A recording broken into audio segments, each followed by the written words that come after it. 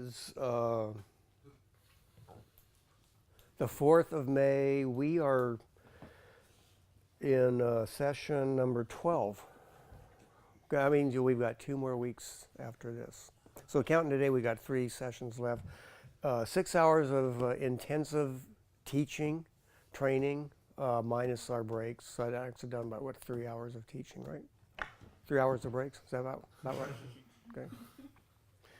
Okay, we are in the book of, you probably know the name of this book as Nahum. I am going to dispel the myth of the way you pronounce that. It is completely and totally false. It is wrong.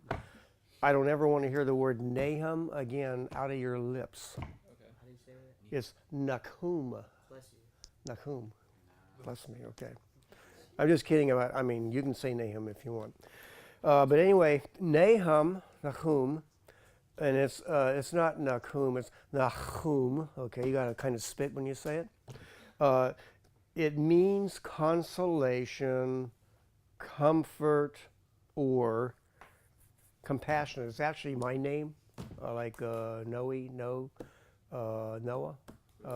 Noah in the Bible, his name means comfort or rest. Nahum and Nehemiah are basically, they're very similar names. Nehemiah means comfort of Jehovah. Okay, glasses. Nahum, yeah. Yeah, you got to do that. Mm-hmm. If you ever have the privilege of teaching Hebrew to young women, it's a lot of fun because when you get to that letter chet, and you say, okay, say chet, most women go, cat. Because they don't want to do that, that spitting sound and all that stuff. And it's like it's improper if you speak English and stuff to, for saliva and stuff to come out of your mouth, when you're talking. Okay. Anyway, it is similar to Nehemiah, meaning Jehovah comforts or consoles. And it is similar to Noah, which means comfort or comforter. And again, that's my name, okay? Let's take a prophetic facts and the length of the book of Nahum, okay? Nahum, or Nahum, is composed of 3 chapters, a total of 47 verses. There are 35 prophetic verses out of 47 verses, making Nahum 74% prophetic. That's, in other words, 3 out of 4 verses in the prophecy of Nahum are prophetic verses. In other words, when he wrote it, they hadn't happened yet. Nahum or Nahum contains no messianic prophecies. Zilch, zero, nada, not a single messianic prophecy. One of the few books in the Bible that contains no messianic prophecies. Let's take a look at the author and date. It is estimated that Nahum prophesied around 650 to 630 BC. Now, when I say it is estimated, what does that mean? They don't know. So we're going to go into a series of reasoned, wismatic sorts of explanations to arrive at why they say 650 to 630. And by the way, what that means is, not since everybody doesn't think the same, that means that if you read other scholars or something like that, you are going to get dates that might not agree with the correct dates that I have given you. Because for the purposes of this class, my dates are the correct dates. If you don't put my date, you will fail this class. No, just kidding. Okay, I'm looking for something in particular. I have some older dates just to show you that the dates have changed, but I got to find it first. Let's see.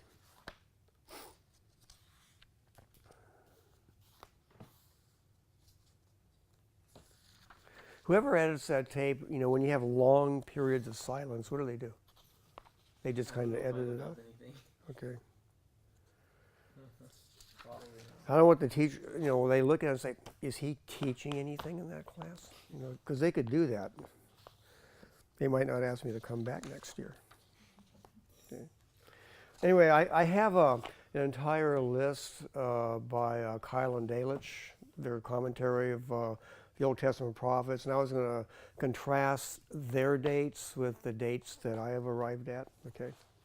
Because I actually quoted them a couple of times in your handout. You'll see them there once or twice. That might be a test question, like find the one or two references of Kyle and Delitzsch that I quoted out of this 100-page paper. It means you got to read all the references. Where do I get all my material? You got to find those two references and give me the page numbers to what they're on. Wouldn't that be a great test question? Okay.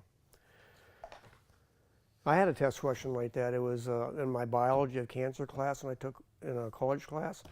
They asked me, who's the publisher of their textbook? I don't know. I mean, and I did not get an A because I could not answer that question. Okay. Anyway, it is estimated Nahum prophesied from 650 to 630 BC. Paul and, bless you, Gesundheit. That's how Delilah would say it. Is that how you would say it? Okay. Great. Does it really mean God bless you? No. What does it mean? Health. Health? So you corrected something that I believed my entire life. I was always told it meant God bless you. No. And it means health. God bless you is Gott segne dich. Oh. So Gesundheit means health. So I have. No, Did anybody else here know that? You knew that too? yeah. Am I the only person here that didn't know that? In Spanish, you say salud, and that means health too. It does? Yeah. Is that what you guys say? Yeah. How come in English we say God bless you? Oh, You should because just say health. Huh? Just say health. Oh. That is one part of the blessing, maybe. Yeah, it could be. Okay, I didn't know. Thank you. I thought it was one of the three German words that I knew, and it was wrong. Okay. My other German word is nein, means no, right? Yeah. Okay. Okay. that is yes. What? Okay. Anyway, Paul N. Benware. Does anybody know who Paul N. Benware is? The person who wrote your textbook. No. The official text of this course is this one right here, Walvoord and Zuck, the Bible Knowledge Commentary. Remember, I highly recommend that all of you purchase this, but it wasn't necessary, so nobody purchased it, right? Okay. The textbook from last term, Paul and Benware Survey of the Old Testament. He has a lot of good stuff in here for a paper like this. Anyway, Paul and Benware states, quote, Nahum does not date his message by the reign of any king. The date 650 BC is fairly certain. And I got ... because I left a bunch of stuff out. Nahum declares judgment of Nineveh, which took place in 612 BC. Therefore, the message had to be given before that date. Otherwise, it would not be prophetic. It would be historic, right? Nahum uses the illustration of the destruction of Thebes. Anybody know where Thebes is at? No, Ammon, okay. In 681 BC. In other words, that's when Ammon, or the city of Thebes in Egypt, was destroyed, 661 BC. So the writing of the book took place between these two dates. So in other words, between 661 and 612, it had to fall in between those two dates. So that narrows it down to about 50 years, okay? Let's take a look at Nahum's biography. Okay, are you guys ready to hear what we know about Nahum? Ready? All that is known about Nahum is that he was an Elkoshite. Anybody know what that means? He was a resident of the city of Elkosh. He was an Elkoshite. Like, for instance, there's 3 people here that are San Antonioites, right? Okay. No one knows, or a Bendite. We got one Bendite here, right? I heard Bendites are pretty cool. Are they? Yeah. I've never been to Bend. I have been to Oregon like, 1,000 times, okay? And I've never been to Bend. You need to go to Bend. When I called my son just like a week ago, you know where he was? They were vacationing in Bend. In other words, he lives in Eugene and he was vacationing in Bend, Oregon. Okay? No one knows where Elkosh was located. So now we know he's from Elkosh, but nobody knows where Elkosh is. Okay? In other words, there's a lot of guesswork there. Elkosh, pronounced Elkoshi, means God my bow, or in other words, my defense. Scholarship opinions, what's another word for that? Guesses, okay? Opinions, okay? As the location of Elkosh, okay? Elkosh, situated in northern Iraq, Nahum would be a descendant of the exiles taken to Assyria in 722 BC. That's one theory. Capernaum, the Hebrew name for Capernaum, in other words, if you're in Israel, they pronounce it Gafar Nahum, or in other words, the city of Nahum. Okay, that's what it means. Capernaum means the city of Nahum. Kafar Nahum, okay, or simply Kafar Nahum, which means town of Nahum, situated on the Sea of Galilee. Have anybody here ever been to Israel besides me? Okay. What's that? You've been to Israel? Yeah. When were you there? 2013. 2000. Wow, you just got back. I was there in 1975. Parents were born in that year. Your parents were. When we went to Morocco, I tell my daughter, no, you were in Morocco too. She was like 3 months, 4 months along, when my wife went, when we went to Morocco. My daughter was born in Spain, okay, but we took our son to Israel. That was a big mistake. He was 18 months old. Spent a lot of time babysitting. Okay. Anyway, so we all know where the city of Capernaum is. Did you go to Capernaum? Mm-hmm. And did you take the trip across the Sea of Galilee? Did you do that? In a ferry boat or something like that? You didn't get to do that? Yeah, that's one of the things I got to do. My son and my wife didn't go on that trip because they didn't have safety high chairs, like we did in the United States back then. And my wife and I, he was sitting right between us. All the floors in Israel were marble floors. He's in a seat with no safety restraints on. We both picked up our fork at the same time, and as we picked up our fork, he fell over backwards. And when he hits the floor, and like you hear this big crack, and oh my God, we thought it, So we had to take him to a hospital, and we were in Haifa where that happened. So while she was watching him at the hospital, I had to go to take the Sea of Galilee trip myself. So, because my wife had to watch her son. She stayed at the hospital. I said somebody had to go on the trip, so I went on the trip and she stayed at the hospital. That's how it worked out. Okay. Wait, did he get hurt? Someone had to go. Yeah, we were scared. I mean, he was only 18 months old, and we heard this like it sounded like you drop an egg on a marble floor. That's what it sounded like. Oh my God! And then his eyes were dilating. So got to keep him awake, shaking him and all that stuff. And then, thank goodness they had good medical care there in Israel. Okay, so anyway, he was okay. He was always falling over at that time. We went to this one place. Maybe you went there. The place where Christ is coming back. There's this indentation, like where you'd put a flagpole or something like that. It says Christ will return at this spot. And we put our son there for a picture, and he fell over into the spot. Okay. Okay. He doesn't remember going there. And I actually created an international incident when we were in Israel. Our son had diaper rash, and I had to dip him in the Dead Sea. My wife said, that's a big mistake. No, we've got to do this. This is really important. So you got to wait out like a quarter of a mile before it gets up to your knees, okay? So, and then I take him, and as soon as his bottom hit that water, he screamed. And then all of a sudden I realized, oh, diaper rash.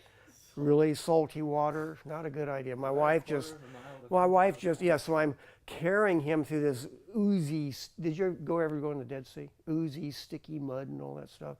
And then I get up to the shower, and then the Arab person there that was running the different showers and stuff like that, he wanted to negotiate a price for, putting my son in the shower. After about 2 sentences, and I just kicked the door in, and I turn on the water, drip, drip, drip, like I'm holding his behind up there, drip, drip, drip, as he's screaming and stuff like that. And as I'm doing that, the security guards are coming in because I didn't go in the proper way and all that stuff. But with a child, they realized that it was an emergency and stuff, so they let me go. That was so I spent all my time at the Dead Sea and with my son's push up to a shower trying to, okay. That's why I say you take a young baby, it was a big mistake. Anyway, but it gave me some really tremendous memories. Okay. My wife was out there in the Dead Sea because she didn't go to the Sea of Galilee because I did that. So she's out in the Dead Sea, walking on the water and stuff like that because it's so salty and stuff. Well, if you ever go in there, if you just stand up, with your feet not touching the bottom, you only go down to about here, and the rest of you just is up out of the water. You tried that, right? Mm-hmm. Okay. Anyway, it has nothing to do with this, but let's go ahead. Let's move on. Okay. So in Hebrew, Capernaum is Kafar Nahum, or simply Kafar Nahum, which means the town of Nahum. So it's postulated that he might have been a Galilean. Elliot E. Johnson states, anybody know who Elliot Johnson is? He is the author, the guy that wrote he did the commentary on the book of Nahum in this book. Walvoord and Zuck did not write this entire book. In fact, they wrote almost none of it. They're the editors. Walvoord and Zuck are the editors of this thing. They basically took their staff from Dallas Theological Seminary and said, okay, you write the one on Nahum, you write the one on Zechariah, and we'll put all this together, and then we'll put our name on it as the editors. Okay, that's how it works. Okay. So, by the way, John Walvoord, if you have the New Testament version, he wrote the commentary on Revelation. Okay. So anyway, Elliot E. Johnson states, it seems best to locate Elkosh in southern Judah.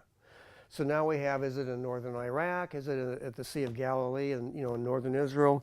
Elliot Johnson says, no, it's in southern Judah. So that's 3 different locations. This would help explain Nahum's concern for Judah and like Nahum 1:12 and 15, to whom his message is written. He writes it to Judah, so they thought he is a Judean. Okay. So anyway, I only gave you like 3 possibilities. You can flip a coin as to what, I left it open for you to do research so that you can figure it out. You can even look at, if you have a study Bible, look at your study Bible and see what their opinion is. Okay. And obviously, they're going to put down what they think is the correct answer, but you'll discover there's lots of correct answers to this one. That means nobody knows. Do they know anything? Like, they don't know where it was, but do they know anything about it? About Elkosh? Yeah. No. They just know that Nahum is from there. But They don't that's... know, like, how big it was. They don't know how big it was. They don't know where it was. If you don't know where it is, where it's located, if you don't even know what country it's in, they just don't know a whole lot. Okay, so I gave you pretty much the information that we know about Nahum, which is nothing. Okay, he's an Elkoshite, but like I say, we don't even know where Elkosh is located. So anyway, historical background and setting. Is there any biblical reference where from he is from Elkosh? Is there what? Is there any reference from the Bible or Nope. just history? Just guesses from history. Oh, Yeah, if there was some sort of biblical reference as to where it was, those things would be down there. But when there's nothing, the least information you have, the more people can speculate. So basically, if you put down like he's from somewhere in the Middle East, that'd be a correct answer. That's, yeah. What? Nahum, does his book say that he's from Elkosh? Yeah. Oh, okay. Nahum the Elkoshite. Okay. Oh, Yeah. okay. That's how it starts off, okay? Historical background and setting. So the date of Nahum's prophecy puts it in the reign of King Manasseh of Judah, 695 to 642 BC. Manasseh began his reign at the age of 12, and he ruled for 55 years. What's the Bible say about him? Quote, he did evil in the sight of Jehovah, 2 Kings 21. He revoked all the reforms of his father Hezekiah, that Hezekiah had instituted, and became more wicked in practice than the Amorites who God had cast out of the land at the hand of Joshua. In other words, he became way worse than the Canaanites who God expelled, at the hand of Joshua. God pronounced an irrevocable judgment on Judah and Jerusalem that would be fulfilled during the Babylonian captivity, 56 years later. Manasseh himself came to the Lord. He led his nation down to a path of destruction, but he himself got saved. Basically, he bailed out, right there at the end. So the Lord brought upon them the captains of the army of the king of Assyria, who took Manasseh with hooks, bound him with bronze fetters, and carried him off to Babylon. Now that might confuse you. How did Manasseh end up in Babylon when Assyria was the world power of that day? Answer, Assyria controlled Babylon at that time. And when God judged Manasseh, he was taken prisoner by the Assyrians, and they took him to Babylon, where in Babylon, in prison, he got saved. In prison, he had one of those prison experiences where he says he found the Lord. Okay, you've all heard of those experiences, right? That's what happened to him. In his affliction, Manasseh humbled himself and received the Lord. He was later returned to Jerusalem. If you look at 2 Chronicles chapter 33, verses 12 to 17, it's really, if you want to, you tell people, if you've ever witnessed anybody and they said, what I've done, God cannot forgive. Turn to 2 Chronicles 33 and read the story of Manasseh and say, were you this bad? And then most people, if they're honest, they'll say, no. Well, then if God can save him, he can save you. Okay. That's what I use it for. Historically, Babylon was still a part of the Assyrian Empire when Manasseh was king of Judah. So if Nahum prophesied in Judah, he could see firsthand that Assyria was still a major threat to the region. So when Nahum is prophesying about the destruction of Assyria was at the height of their power. It's like saying, okay, it's like God is saying, I'm going to take you down, Assyria. But the world looks at Assyria and said, how can this be? Because they look at, say, the city of Nineveh is literally the second most prosperous city in the world at that time. Maybe the most prosperous city in the world in the days of Nahum. So let's take a look at Nineveh's return to idolatry. And why do I say return to idolatry? What happened to Nineveh before Nahum? Yonah, right? Yonah. Okay, it's Swedish, right? Okay. Did anybody know that the name Jesus is actually a Swedish name? Anybody ever heard that? Jesus. Isn't Jesus the Swedish name you know? Jesus. No? Jesus. Jesus is a Swedish name. Oh, Jesus is the Swedish name I know. Okay. I went to a retreat one time, a couples retreat, and it was run by Swedes. So we must have heard 1,000 Swedish jokes. They told them all. Okay. They were the ones that demonstrated to me, it proved to me that Jesus was a Swedish name, was not Hebrew. Okay. Anyway, that's a joke. Don't take me seriously on that. So the MacArthur Study Bible states, quote, a century after Nineveh repented at the preaching of Jonah, she returned to idolatry, violence, and arrogance. Okay? So in other words, she returned to her old ways. Assyria, having fully recovered after Sennacherib's dramatic defeat at Jerusalem in 701 BC, was at the height of her power. So in other words, remember they had a slight setback when the Assyrian army was destroyed outside of Jerusalem. Remember, 185,000 died at the hands of the Jehovah, by the angel of Jehovah. Well, it took them a little while to recover from that, but then Assyria rose to new heights of power, making up for it in plundering and murder and stuff like that to get back all the stuff that she had lost. Assyria's empire extended all the way into Egypt. Now, it didn't encompass all of Egypt, just like the northern part of Egypt. I think maybe at that time, maybe Tefra would know, Ethiopia had basically swallowed up the southern part of Egypt. There was many times in Egyptian history where Egypt was really northern Ethiopia. That's correct, right? Including Sudan. Yeah, including the Sudan. In other words, if you go down, if you ever seen documentaries on the Ethiopian Empire back in that day, it looks like Egypt because there were pyramids. You'd swear that you were in Egypt because they adopted a lot of the culture, but it was a tremendous empire down there. It's just that in the West we just don't hear about it, but it was a tremendous empire back then. I guess you would learn that in your history. What's that? Called Abyssinia. Abyssinia. Was that? They didn't call it Ethiopia. Their name was Abyssinia. Okay, I didn't know that. Okay, it's good to have somebody from different parts of the world where my provincialism, my Americanic provincialism, can be tested, see whether it's correct or not. Okay. So anyway. Assyria's national policy of relocating conquered peoples had left Syria and the northern kingdom of Israel very weak. So now we have a new king, Esarhaddon. He had moved new nationalities into the Galilee and Samaria region, 2 Kings 17. Nineveh thought herself, quote, invulnerable with her walls reaching 100 feet high and with a moat 150 feet wide and 60 feet deep. So if you're an invading army and then you got to cross this water, it's hard to put siege engines, when there's a 60-foot deep moat that gets up to so you got a moat 60 feet deep, 150 feet wide, and then it basically comes up to a cliff 100 feet high. But on top of that cliff, there's archers and stuff like that waiting for you to just try crossing the moat. So you think, back then, you can see how people could get very confident about, hey, nobody can take us. We are indestructible here in this place.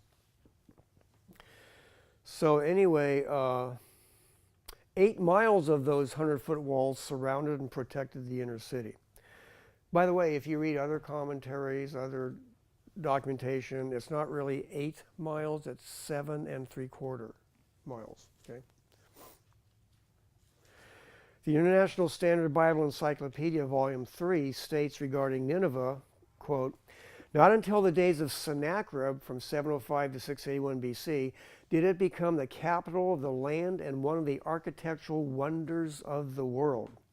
Sennacherib enlarged and beautified the city with temples, broad streets, and public gardens.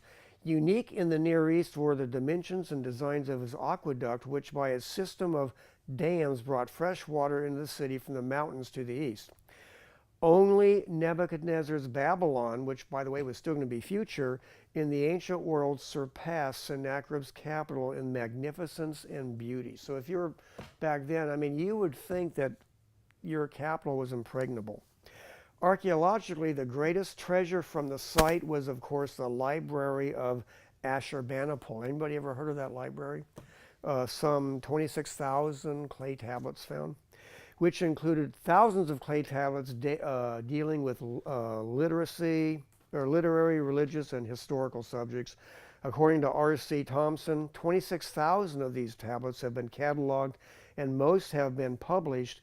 Even if not the founder of the Nineveh Library, Ashurbanipal was the real patron of science and learning in the Middle East back in that day. So in other words, they were a learning center. They weren't just known for brutality, they were actually known for intellectual accomplishments also. So by the way, if you ever go to a college, a university library, and say you go to the ancient history section, and if you look up ancient Nineveh, you'll find a lot of books by archaeologists, and you can read about the city of Nineveh, the Assyrian Empire, in much more detail with stuff that I'm giving you here. So let's take a look at the siege of Nineveh. So Nineveh, 440 to 445, except for other references noted here. The Medes, by the way, the siege 440 to 445. I mean, it took. In other words, it's taken 5 years for Nineveh, the city, to fall.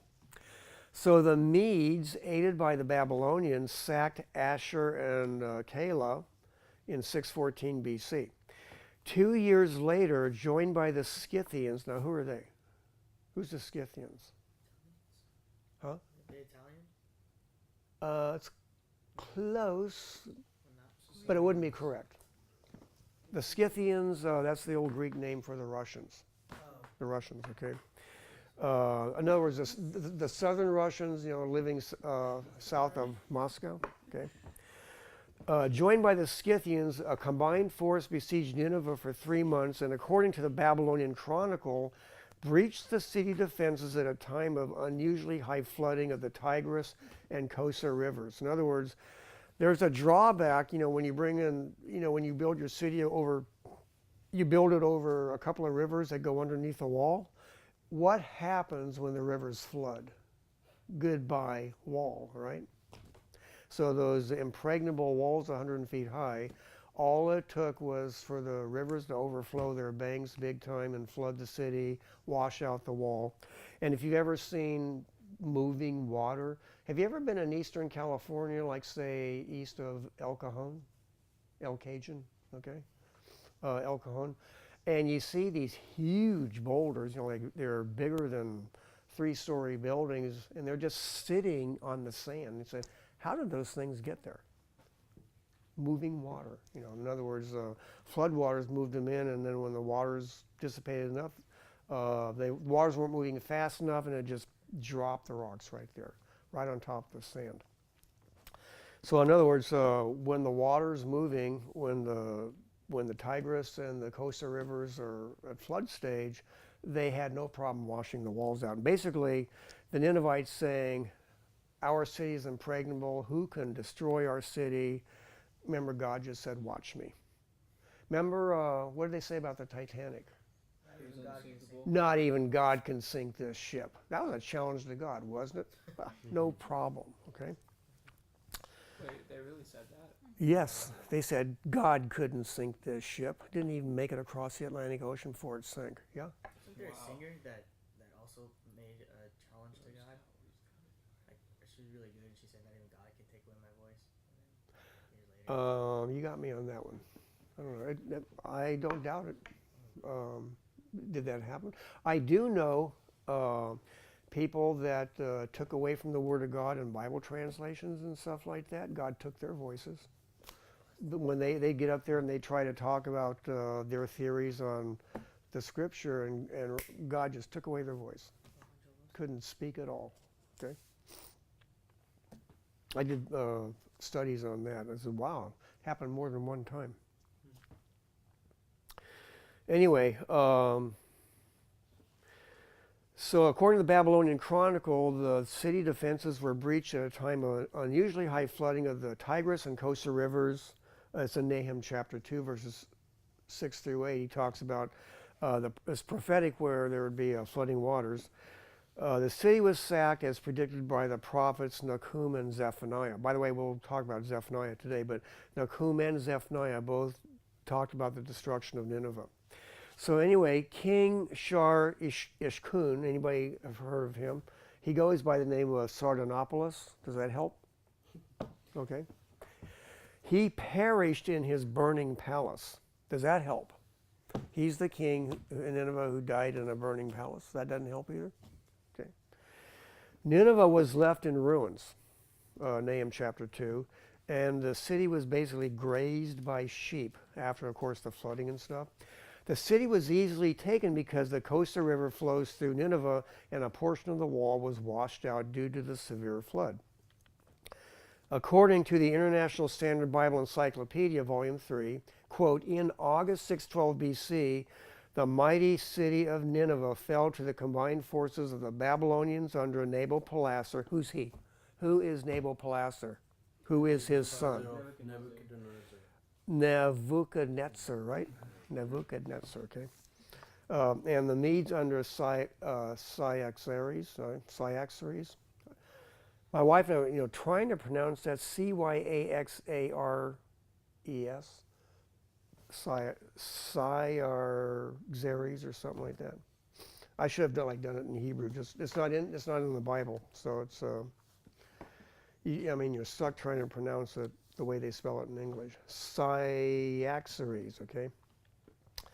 So at the time of its greatest prosperity, in other words, Nineveh was at its greatest prosperity, described by Jonah. Nineveh itself was circled by a wall 7 3/4 miles in extent, with the city itself having a population of 120,000. Now that's 120,000 men, okay? Women and children, they didn't count in the census back in those days. So according to Jonah chapter 1. Kala, also known as Nimrod, it had a population of about 70,000, again, just counting men. It was the more southerly capital of Assyria. And I used to, when I used to teach this, when Jonah went to the city, remember when he was preaching, hoping that judgment would occur. Say you would have Nineveh. Here's Nineveh. And then you would have Kala. Kala,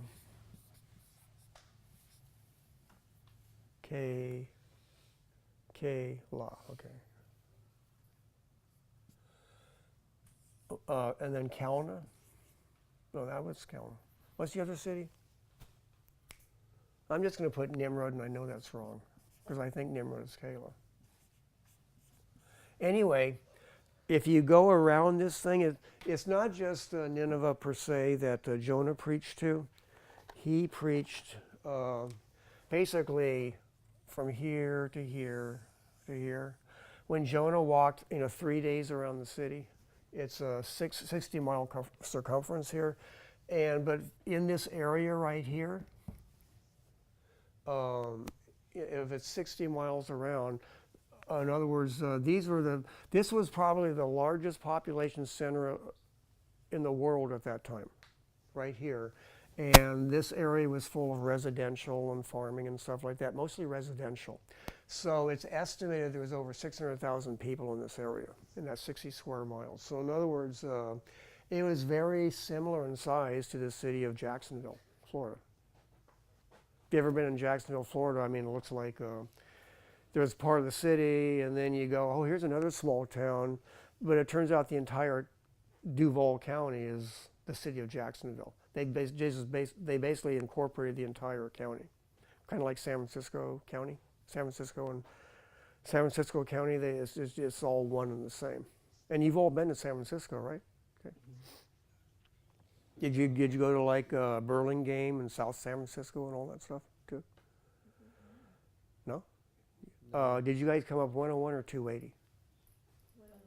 101. So you took the lousy route. You didn't get the really pretty route is 280 going through the mountains, and you can look down on the bay. There's reservoirs, that's forests and stuff like that. And then you'd love it. And then over the mountains is like Santa Cruz and Half Moon Bay and the ocean and all that stuff. You guys you really went up 101. That's a bummer. That's a bummer. Oh. I should have taken you guys up there. I could have shown you a lot better. Huh? What's that? It's okay. We went down Lombard Street. Did you? Okay, that's you did. You got to do that. You go all the way down. Okay. Highlighted the whole trip. Okay. I could have really showed you around Santa Rosa. I went to college there before you guys were born, probably. Anybody here born in 1968, 67? No? Just a few years. Okay. I actually went to Santa Rosa Junior College at that time. Yeah, right before I went in the Navy. Okay. Where we leave off? The Medes, aided by the Babylonians, sacked Ashur and Kala in 614 BC. 2 years later, joined by the Scythians. Did we read that? Oh no. Yeah, wait. Actually, this is a repeat. It's so important. I actually repeated the information. Repeat it again. I take that back. It's not a repeat. Okay. As yet, there is no contemporary evidence for Jonah or for the repentance of the people of Nineveh. In other words, there's no historical record. They did not keep a record of the fact that they got saved. Just like, when Nebuchadnezzar got saved in Daniel chapter 4, his experience with God, they expunged from the record. They didn't want anybody to know about it. But tradition says that Jonah is buried near Nineveh at a place called Nebi Yunus, which means the prophet of Jonah. In other words, it's believed that Jonah is actually buried in northern Iraq. In page 5 of this handout is a fact sheet by Elliot Johnson titled Fulfillments of Jonah's Prophecies that record historical fulfillments of 12 of Nahum's predictions from Walvoord and Zug, Bible Knowledge Commentary. I lifted, I'm going to just show you here. I expunged, I took this page out of the Bible. I didn't literally tear in my book, but I copied it and expanded it so it would take a whole page. And you have like the prophecy and the historical literal fulfillment, so that you can see historically how the prophecy was literally fulfilled to the letter. Okay. I'm not going to go through and read this, but it takes a specific prophecy in the book of Nahum, and it shows you the ancient historians and stuff who document actually what occurred at that time. Like for instance, number 9, when Nineveh would be captured, its people would try to escape. That's the 9th one. It says, quote, Sardanapalus, another name for King Sin-shar-ishkun, sent away his 3 sons and 2 daughters with much treasure into Paphlagonia to the governor of Cados, the most loyal of his subjects. It's from Diodorus, okay? Anyway, it's interesting reading, and I recommend highly that you read it. Is that in our handout? It'll be in your handout, which I'm going to pass out 1 hour from now, okay? So let's look at the theological themes for Nahum. In the Bible's prophecies of Nineveh, the book of Nahum is the sequel of Jonah. What does that mean? The sequel of Jonah. It's next to Jonah. Yeah, they're bookends, right? Jonah talks about Jonah wanted them destroyed, but God shows mercy. But then they've received the light that Jonah gave, and then they fell into sin again. So God says, okay, no second chances. I mean, as a culture, God said they were being judged, okay? So in Jonah, Nineveh received the grace of God. In Nahum, Nineveh received the justice of God after spurning God's grace. So Nahum the Elkoshite means the comfort of God, my bow. In other words, Nahum the Elkoshite, the comfort of God, my bow, my defense. In other words, you realize that because that's the title of the book, remember I said names are important, especially when that's all you got? So the prophecy of the prophecy of Nahum is being written, and the title is getting the comfort. What's your comfort? Well, it's in God, my defense. And who is happy about the destruction of Nineveh? Everybody. If you weren't from Assyria, you were happy that that city was destroyed. So it was great comfort to all the peoples who had suffered unmercifully from Nineveh's tyranny, okay? Yeah. How long did this happen after Jonah? About 100 years. 100 years. Yeah. 100 years.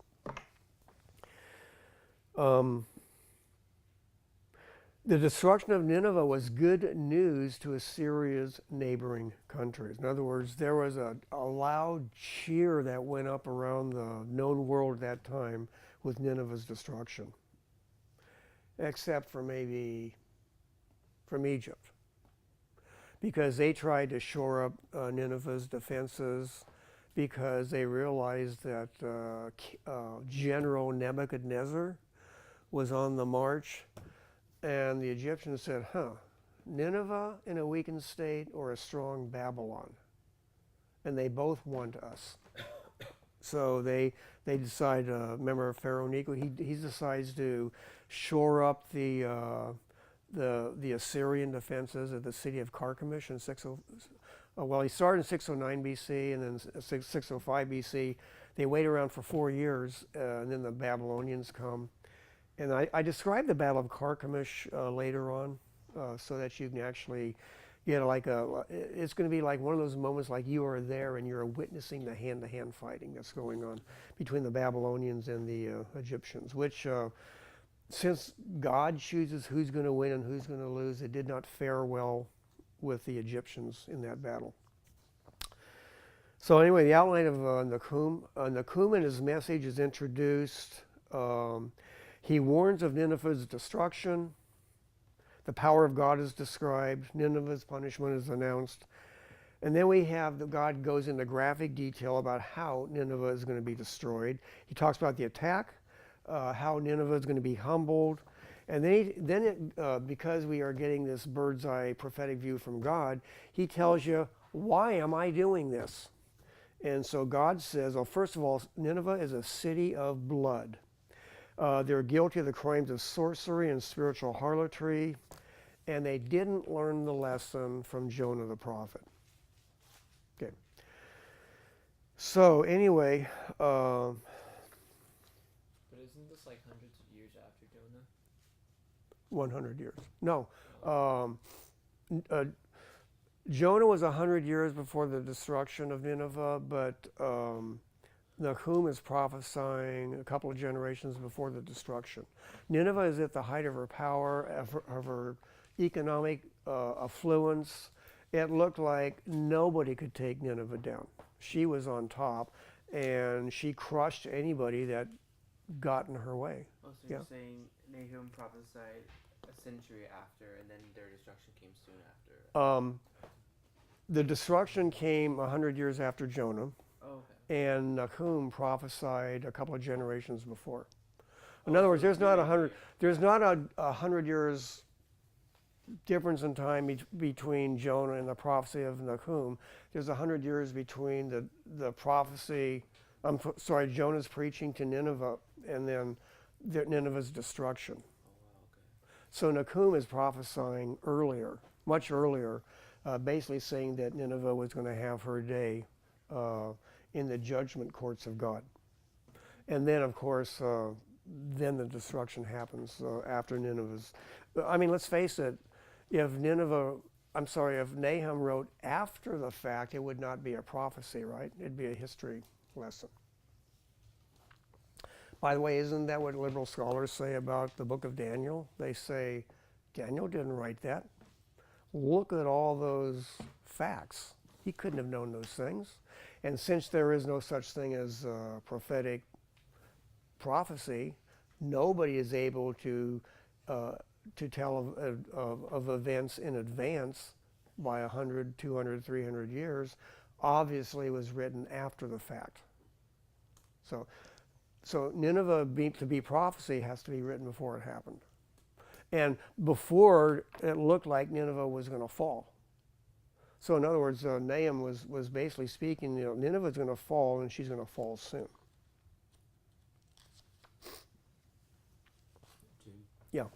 These two prophets, Jonah and Nahum, Mm-hmm. were they prophesying to the exiled Jewish people or for the native people? Jonah, he was if you read about his story in 2 Kings, he was a prophet to the northern kingdom under Jeroboam II, where the northern kingdom, God allowed them to be very prosperous. God weakened Nineveh so that both Israel and Judah could be strong economically. God was giving them one last chance. So Jonah went to prophesy at Nineveh at that time. So in the prophecy, he's always labeled as he's a prophet to the Ninevites, even though technically for the rest of his career he was a prophet to Israel, the northern kingdom. And Nahum, he didn't prophesy to Nineveh, he prophesied to Judah. He was telling Judah that Nineveh was going to be destroyed. So technically, Nahum was a prophet to the southern kingdom, and Jonah is cataloged as being a prophet to the Ninevites, since God said, go to them and speak to them directly. Whereas Nahum did not speak to the Assyrians. He just basically told the Judeans, this is what's going to happen to them. It's going to happen soon. Okay.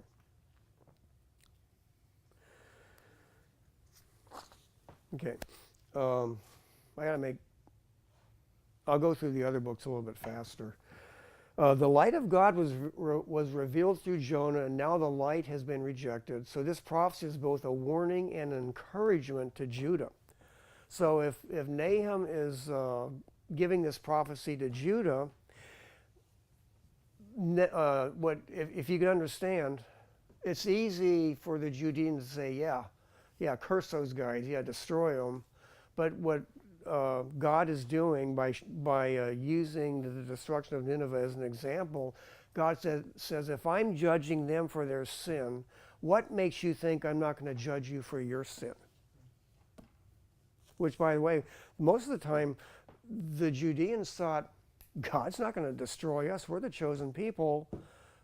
We have Solomon's temple. Why would God destroy us? Well, actually, they didn't have, they still had Solomon's temple.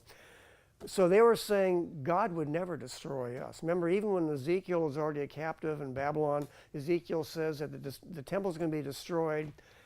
The exiled Jews thought, no way, God would not destroy his temple.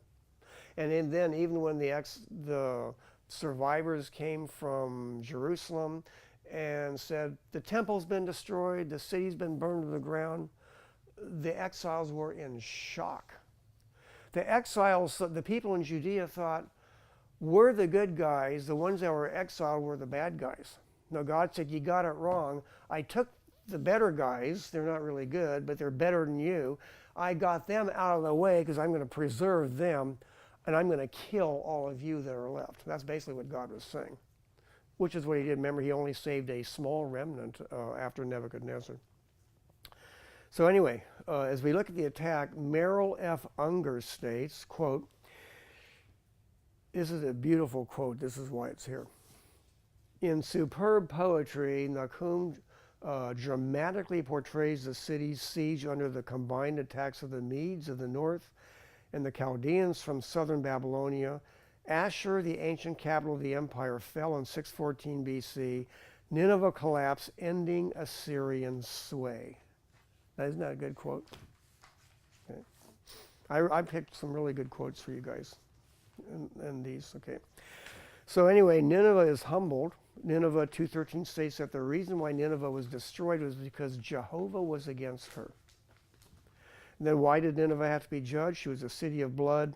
The MacArthur Study Bible states, quote, the first accusation was a charge well documented in history. Assyria proved to be an unusually cruel, bloodthirsty nation. Remember, I read some of the quotes from Sennacherib and Ashurbanipal and Esarhaddon and stuff about how they bragged about how brutal and sadistic they were. They were bragging about it.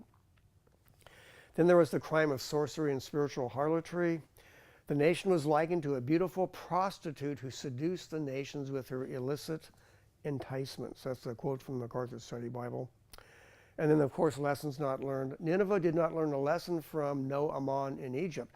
In other words, God said, I destroyed No Aman, and I did it so that it would be a lesson to you, Nineveh, and you did not learn your lesson. No Aman, if you read about its destruction, they thought that they were impregnable. They said, nobody can destroy us. And again, a challenge to God. God says, yes, I can. Okay, and he does. That should have been a lesson to Nineveh. The lesson to Nineveh went to unheeded, so God said, now I'm going to destroy you. Assyria's destruction would bring great joy to the nations. And that's of course, how the book ends. And that's why it says, the title, Nahum the Elkoshite, in other words, comfort, God's defense, basically. So that's why the names are important. Let's go ahead and take a 15-minute break. Okay. Is everybody refreshed and ready to go for our next prophet? Okay, the next prophet is Habakkuk. Can anybody pronounce Habakkuk? Habakkuk? Habakkuk, okay. It's the correct way to pronounce Habakkuk is Habakkuk. The cha is like it's a half vowel, so you got to get off it really quick. It's Habakkuk, okay? And it means embracing, okay? The name Habakkuk, okay, is only mentioned twice, only in his own book. So everything that we know of Habakkuk is basically in his own book. Okay, I'm going to just pronounce it the way that we're all used to saying it, okay? Habakkuk 2:4, but the just shall live by faith is quoted 3 times in the New Testament. Everybody heard that? The just shall live by faith. It's in Romans 1. Huh? Yeah, Romans 1:17, Galatians 3:11, and Hebrews 10:38. It's in your handout. I got it there. So you learn just that portion, the just shall live by faith. If you learn the references, you learn portions of 4 Bible verses. Learn 1, learn 4. I always tell people if you want to learn a lot of Bible verses, learn a verse like in a psalm. The mercy of God endures forever. Oh, you just memorized about 15 verses in that long psalm. The mercy of God endures forever. Why? That's a psalm, and then just repeat the verse numbers. And I just memorized like 15 verses, just like that. My favorite verse, Proverbs 1:10. My son, if sinners entice you, just say no. That's a modern translation. It says, do not consent. That's the formal way of saying just say no. Okay. Let's take some prophetic facts in the length of the book of Habakkuk. Habakkuk is divided into 3 chapters, a total of 56 verses. There are 4 prophecies, and there are 23 prophetic verses out of 56 verses, making Habakkuk 41% prophetic. Where did I get that? The Tim LaHaye Prophecy Study Bible, page 967, but I didn't take on faith his percentiles. I figured it out myself, and you can do this yourself. You yourself can divide 56 into 23, and you will get 41%. Works out mathematically every time. Okay. So Habakkuk chapter 3, verses 3 through 15 may be a messianic prophecy describing the splendor of Christ's return. There are 6 minor prophet books shorter than Habakkuk, ranking the book 6th out of 12. Okay. This is little known information about Habakkuk, which you will learn in this class, and I hope that literally you will remember the rest of your life. You might not remember what's in Habakkuk, but you'll remember it's ranked 6 out of 12. You'll know that, okay? Author and date. Okay, what do we know about Habakkuk? It states, nothing for certain is known about Habakkuk except that which may be inferred from the book bearing his name. Doesn't that sound strangely familiar to what I just said about Nahum? Okay. The MacArthur Study Bible states, quote, the mention of the Chaldeans in chapter 1, verse 6 suggests a late 7th century BC date, shortly before Nebuchadnezzar commenced his military march through Nineveh, 612 BC, Haran, 609 BC, and Carchemish in 605 BC, on his way to Jerusalem in 605 BC. Habakkuk's bitter lament, chapter 1, verses 2 and 4, may reflect a time period shortly after the death of Josiah in 609 BC. Now, how do we know that Josiah died in 609 BC? Aside from the fact that the Bible says so. Who killed this guy? Necho. Now, did he kill him personally, or was it? Well, no. He was killed at Megiddo. Josiah tried to stop the Egyptian army from going to Carchemish, Remember, Nico said, I have a message from God telling me I must be at Carchemish. In other words, God gave Nico a message, hey, I want you at Carchemish so that you can be destroyed. I'm going to wipe out your army there. You need to be there at this date. Josiah goes in and he tries to stop him because Josiah says, I prefer a stronger Babylon rather than a strong Assyria. That was his thinking. So anyway, so he interferes, and he's the godly king, and so he tries to interfere with a directive that God has given, say, an ungodly king, and Josiah is killed. Remember, Josiah is a good king. God says he will not judge Israel while he is alive. So God has him die young. Basically, he's only like 39 years old when he dies. Now, to you, that might seem, for people your age, that might seem, wow, that's still 18 years away, 15 years away. That's a long time. From my perspective, it's a long time ago. I would have been dead for like, not half my life, but I mean several decades. So 39 does not seem very old to me. Merrill Unger places the date at 625 BC or earlier. I got this information out of the New Unger Bible's Handbook, page 302. J. Ronald Blue states, quote, who's J. Ronald Blue? He's the guy that wrote the commentary on Habakkuk in Walvoord and Zuck, okay? He says, quote, the most likely date falls between 606 and 604 BC, sometime around Babylon's victory at the Battle of Carchemish in 605 BC. That's what he states. Okay. You notice again, these guys don't seem to have their dates right. They can't agree on the date. So what does that tell you? A lot of guesswork again, right? But it's educated guesses, but they're still coming up with different information. So let's take a look at the biography of Habakkuk. I've got 1, 2, 3, 4, 5. I got 6 lines on the biography of Habakkuk. That's a lot of information, right? 6 lines. And 2 of those lines is just documentation of where I got the information. That leaves 4 lines, okay? And then one of them starts, the MacArthur Study Bible states, so that's part of another line, okay?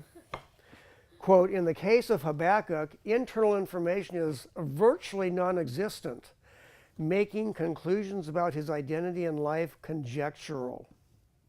Oh, so that's a nice way, that's a very intellectual of saying that we know nothing about this guy. But you notice how they said it in such a way that, that's very erudite, very scholarly, but they really said we don't know nothing about this guy.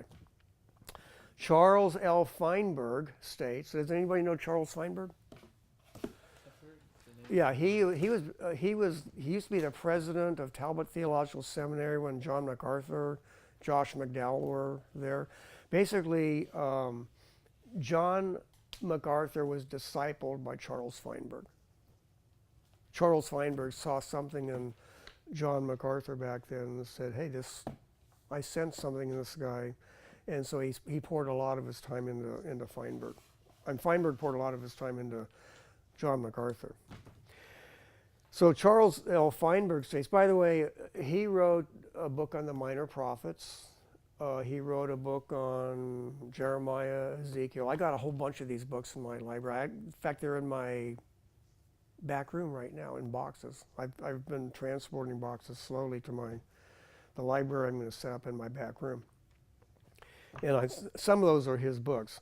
But he states, quote, some have conjectured on the basis of the verse 19 of chapter 3 of this prophecy that Habakkuk was of a priestly family and so qualifies to officiate in the temple service. However, he says, no certainty attaches to this view. In other words, we're guessing at that too. They're taking a little part about a verse. He talks about the temple. Oh, he must be a priest. But, I mean, a lot of you could say something about the Catholic Church. Say if Tefra said, I know that the Pope is Catholic, and a scholar 100 years from now looks at something that Tefra wrote. We don't know much about this person, but based on this comment, the Pope must be Catholic. Tefera Bazoo, he must be a Catholic, based on that one statement. And Tefera said, that's not what I said at all. Matter of fact, I didn't even say that. A teacher of mine said that. I was just basically saying what he said, But it just shows you how little information that we have about him. In other words, I'm just giving you some of the guesswork that they have about him. That's all the information that we have about the biography of Habakkuk. That's it. I told you nothing about Habakkuk, okay? But there's 6 lines here telling you that I have nothing about him, okay? And neither does anybody else, okay? If you look at a large encyclopedia, they might have an entire page in small print. You'll get down to the bottom of the page, and when you try to decipher it after reading 6 or 7 times, you finally write down what he's saying, and you'll come to the conclusion, they said nothing. Okay, but it looks very scholarly, okay? Okay, let's take a look at the historical background and setting. By the way, if we know nothing about the prophet, what God is saying is you don't need to know much about him in order to understand the book. It's a timeless book. God is giving a prophecy, and he's more interested in the message than he is in the messenger. So Habakkuk prophesied during the period after Israel's captivity by Assyria, 721 BC, while Judah was alone in the waning years of Assyria, and Babylon was emerging as a new world power around the year 625 to 605 BC. We know he had to prophesy in that period.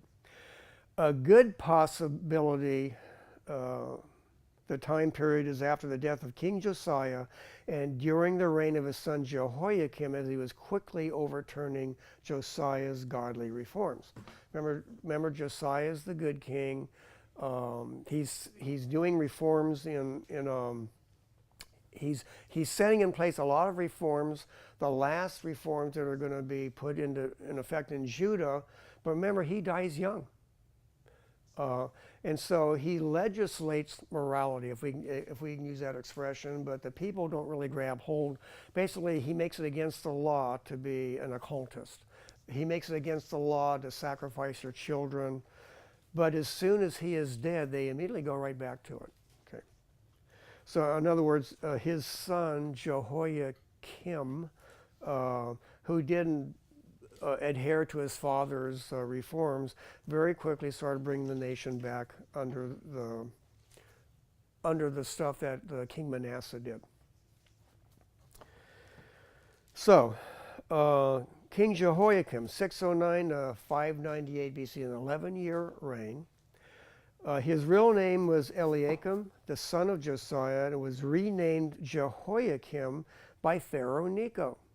What does naming somebody do? I'm in control. I'm in control. I gave you your name, and so you'll do what I tell you to do, or I will replace you with somebody else. That's basically what that means.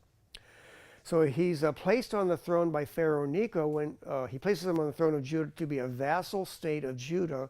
So in other words, Judah will do exactly what Egypt says. He reigned 11 years and he did evil in the sight of the Lord. 2 Kings 24:37. His last 3 years, Nebuchadnezzar made Jehoiakim his vassal. But Jehoiakim rebelled against Babylon. So here you're the king of Judah. You've been placed on the throne by Egypt. Babylon comes in and basically displaces Egypt for a while. Now Nebuchadnezzar says, if you want to remain on the throne, you will be loyal to me. And Jehoiakim says, of course I will be loyal to you. There's going to be a time when Egypt will defeat the Babylonian army. So Jehoiakim says, I will now serve the king of Egypt.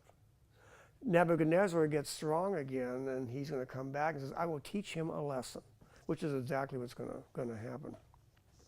You read a lot about this, in Jeremiah the prophet, but I'm just kind of like giving you like my rough overview so that you get it really quick. So the MacArthur Study Bible states, quote, he was also wicked in taxing the people, 2 Kings 23:35, and making them build his splendid palace without pay. You will build my palace, and by the way, you will do it for free. violating God's laws in Leviticus chapter 19, Deuteronomy chapter 24. It's brought out in Micah chapter 3, Habakkuk 2:9, and James 5:4. God says you better pay the people that you hire. There's a special judgment from God when you don't pay your help, okay? So anyway, Jehoiakim, he was slain in Babylon's second siege and his corpse dishonored, being left like a dead donkey on the ground for scavengers to feed on. Jeremiah 22, verses 18 and 19. He's seen as a traitor in Nebuchadnezzar's eyes. Remember, Jehoiakim said, I will serve you. So Nebuchadnezzar, he's defeated by the Egyptian army. So Jehoiakim says, I'm free from Nebuchadnezzar. Nebuchadnezzar goes back to Babylon, rebuilds a new army, first of all, to punish Judah, who became a traitor to him in his eyes, and to get revenge against the Egyptians, which God said, of course, was going to happen because it was time for Egypt to have their judgment. It was God's time for Egypt's judgment. So Jeremiah warned against don't turn coat against Nebuchadnezzar. You will pay dearly for it. And Judah, they just, ha, ha, ha. Their army has been destroyed. What do you know? Well, a few years later, okay. And it really was just a few years later, okay. So anyway, Habakkuk, 625 to 620 BC, would have been a contemporary of Jeremiah. Jeremiah was 627 to 570 BC, especially if Habakkuk was connected with the priesthood as Jeremiah was. Habakkuk would have lived at the same time as Daniel, Ezekiel, and Zephaniah. By the way, these are not how to pronounce their names, but if you go back to the books, you can get the proper way to pronounce their names. So 3 countries were fighting for domination of this part of the world, literally domination of the world of that day. Egypt, in other words, by the way, Judah's in the middle. They are not a major player. God keeps the Gentile powers weak when he's blessing Judah, but when Judah is going to be punished, he raises up the Gentile powers.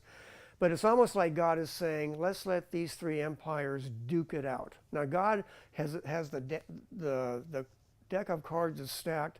God knows who's going to win. He's already decreed who's going to win, but he's going to literally let them decide who's going to be the world champion on a battlefield. So anyway, who are the 3 world powers? Egypt, number 1, led by Pharaoh Necho II from 610. He reigned from 610 to 595 BC. Babylon, led by Nabopolassar, he reigned from 626 to 605 BC. By the way, that's Nebuchadnezzar's daddy, right? And Assyria, led by Sin-Shar-Ishkun, 623 to 612 BC, the last Assyrian king. And Ashur-Uballit, 612 to 609 BC. And he was really the last one. Okay. You like these foreign names, these Middle Eastern names? Because you will know them for the test. Okay. Nobody's smiling. I mean, it's an open book test. You can't go wrong. Okay. Okay. MacArthur Study Bible states, quote, Habakkuk prophesied during the final days of the Assyrian Empire and the beginning of Babylonia's world rulership under Nabopolassar and his son, what's his real name? Nebuchadnezzar, okay, or Nebuchadrezzar, okay. The Babylonian army overthrew Nineveh in 612 BC, forcing the Assyrian nobility to take refuge first in Haran and then Carchemish. Nebuchadnezzar pursued them, overrunning Haran in 609 BC. And what else happened in 609 BC? Anybody remember? 609 BC. General Nebuchadnezzar is overrunning the Haran. Remember, that's where Abraham stopped before he went to the Promised Land. While Nebuchadnezzar is destroying the Assyrian contingent in Haran after Nineveh had already been destroyed, Pharaoh Necho is on his way to Carchemish, and that's when Josiah comes out and is killed by Pharaoh Necho's army. while Nebuchadnezzar is in Carchemish, okay? I'm sorry, is in Haran, okay? If you put these dates together, you get a picture. That's why I spend so much time with these dates, and I repeat a lot of the same information, and I say it in different ways just so that you're getting an idea of world events that were going on at that time. So anyway, Nebuchadnezzar pursued them, the Assyrians, overrunning Haran in 609 BC and Carchemish in 606, 605 BC. The Egyptian king Necho, or Pharaoh Necho, traveling through Judah in 609 BC to assist the fleeing Assyrian king, was opposed by King Josiah at Megiddo, 2 Chronicles chapter 35. Josiah was killed in the ensuing battle. Upon his death, the nation quickly reverted to her evil ways, the reign of Manasseh. Okay, in other words, they went back to the ways of Manasseh, Jeremiah 22, causing Habakkuk to question God's silence and apparent lack of punitive action to purge his covenant people.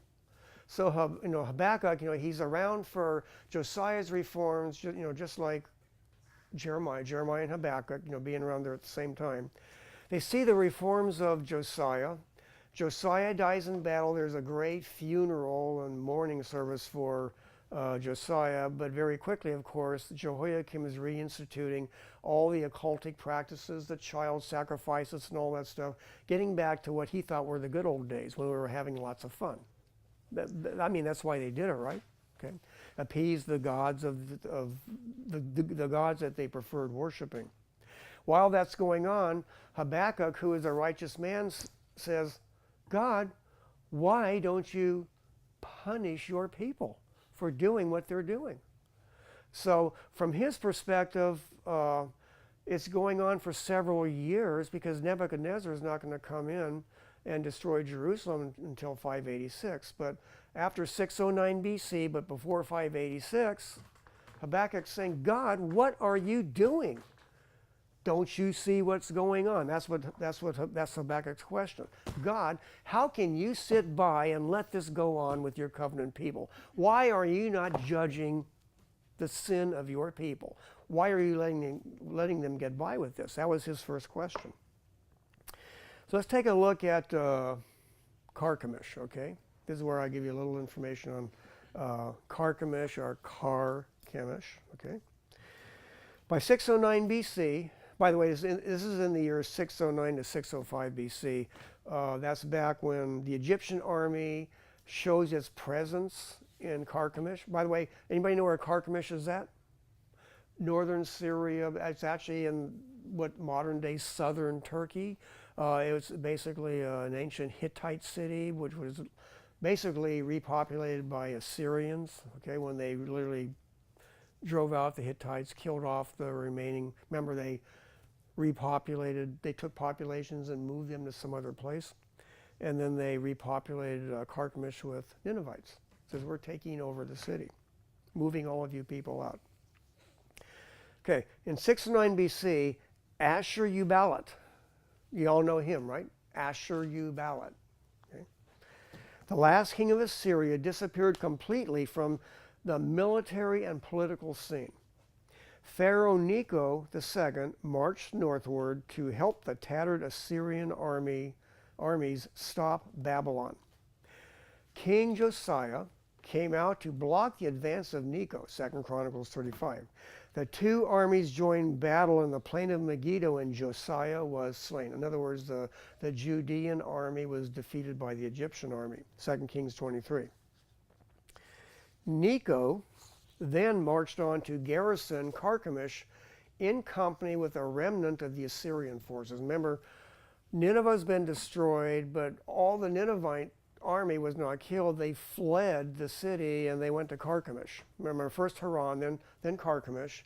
And they're going to make one last stand against the Babylonians, and they need help. So Pharaoh Necho says, in order for me to retain power, I must help Assyria.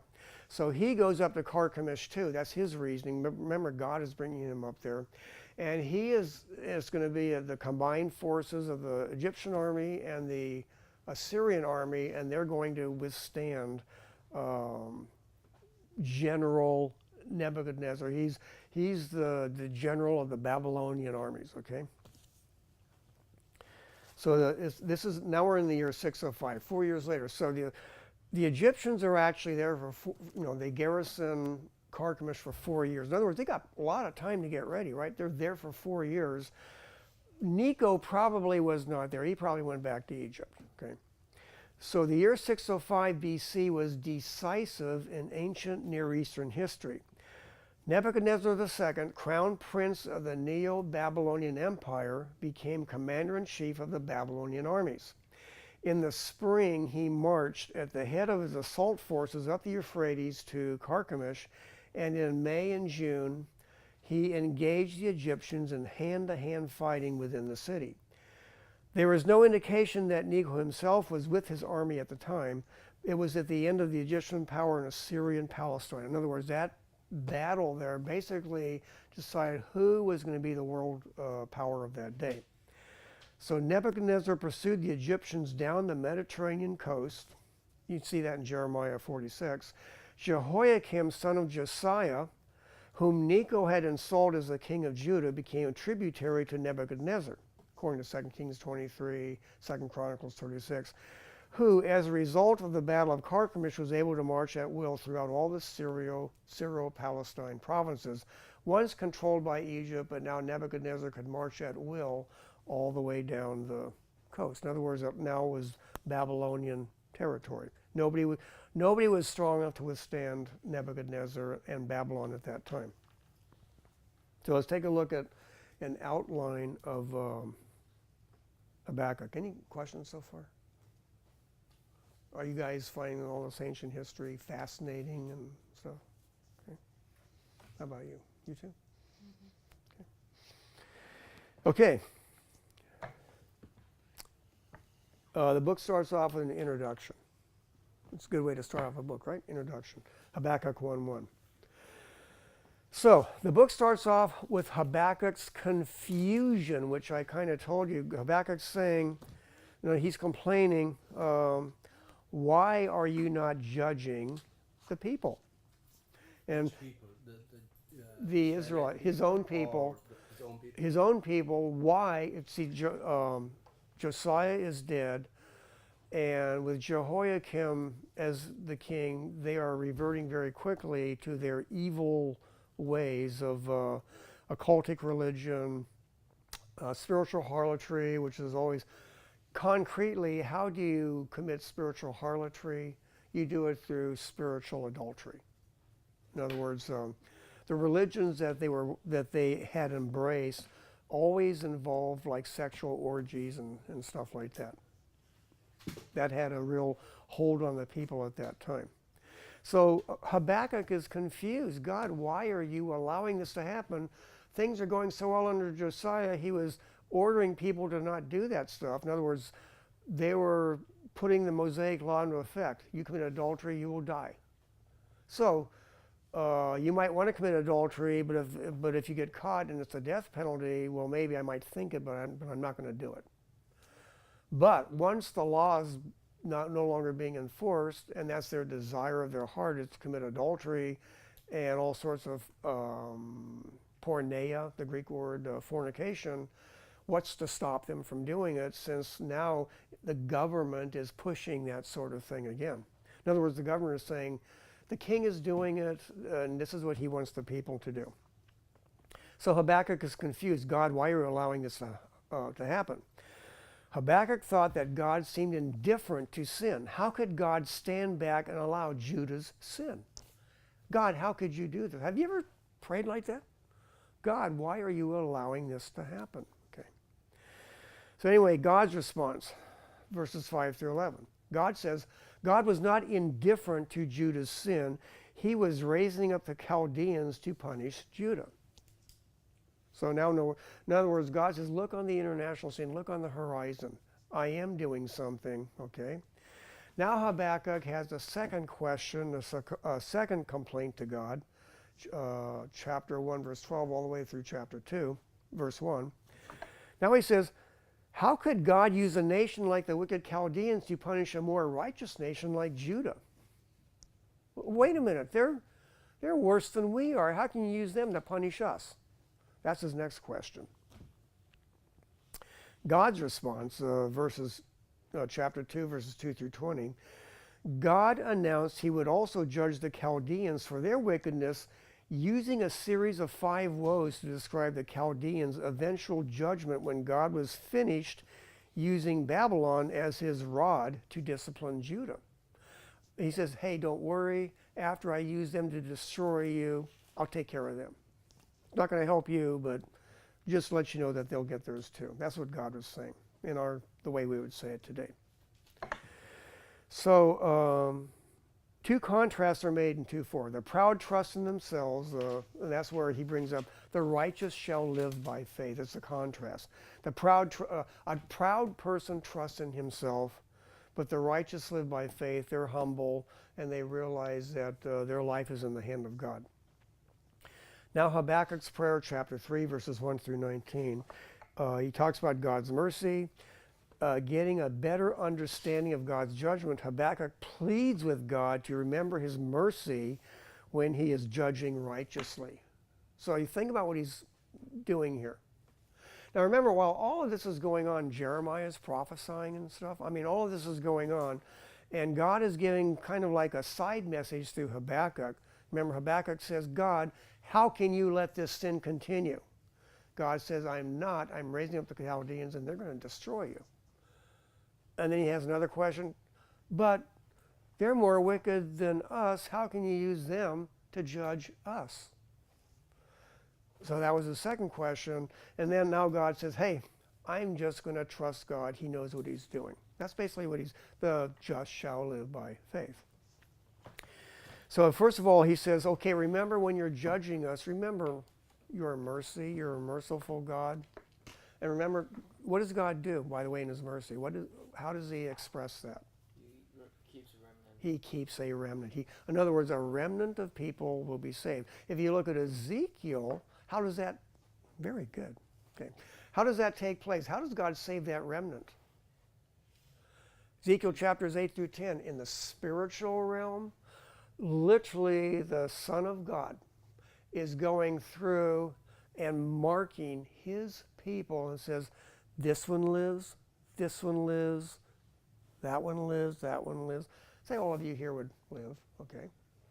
By the way, a lot of righteous people did die. God did allow a lot of the righteous people to die, which is another one of the questions that we're not going to get to. But God is choosing the people who are going to live, looking at their genealogies, their descendants, and what he's going to do with the people that he's saving. So in other words, and then when the ensuing battle occurs, all hell, all chaos is breaking loose, and it just appears by luck that, oh wow, this person was just miraculous. Lauren was just miraculously saved. Her and Tephra, I don't know how they escaped Jerusalem, but boy, they got out. It's just like the Babylonians were killing everybody else, but while one guy was swinging the sword, Lauren just kind of snuck underneath the sword, and the soldier did not see her while he was killing somebody else, and she got away. Now, it appears it's just all by luck, but God had chosen who is going to leave and who is going to die. So in other words, nobody arbitrarily dies. God says in Deuteronomy chapter 32, I choose, I wound, I heal. I choose who lives and who dies. Nobody is wounded or is healed unless I say so. In other words, God is completely in control, even in a large chaotic battle. Yes? Deuteronomy what? 32, I'd say verses 32, 33, something like that. It ends with, I lift up my hand as I live forever. That's usually where I stop the quote. I wasn't quoting it, though. I was just letting you know where there are no accidents. There is no coincidence. Not a kosher word. God, in other words, your life is so completely wrapped up in the hand of God. Whether you're a believer or unbeliever, God decides when you live, when you die, what's going to happen to you, what sicknesses you're going to get, all that stuff. In other words, that should give you great security. It doesn't mean you sit back and do nothing, because if God says, like say, let's just say for Isaac, Yitzchak, God says, Isaac, you're going to live to be 88. Give me a way in the future. Don't want to scare you. I don't want you to think it's some kind of prophecy or something like that. It's not. It's just an example. You're going to live to be 88, and you're going to be healthy your whole life. Well, God might have that plan in heaven, and Isaac doesn't know God's plan for his life. But then Isaac just gets it in his mind that, man, I'm so into health food, and man, I like to work out, I run, I watch out for my heart and all that stuff. I take care of all of this stuff. And so God kind of gives him desires for a lifestyle that's going to keep him healthy. And he lives to be 88, They say he does that, with Delilah. Says she's going to go back to Germany, she's going to get her college degree, she's going to be a professor at the University of Berlin, if there is such a place. Okay, and she will win, 35,000 Germans to the Lord, and have a ministry that circles the globe. All that stuff. God plans all that out, but He puts her in a position where it's all going to happen. I mean, you guys never knew that Bend, Oregon was literally going to be the religious capital of the Northwest, all because of the ministry of Laura Ewers. And all of you here will know that you sat here with Laura before she became a famous, prophetess up there in the Northwest. Okay?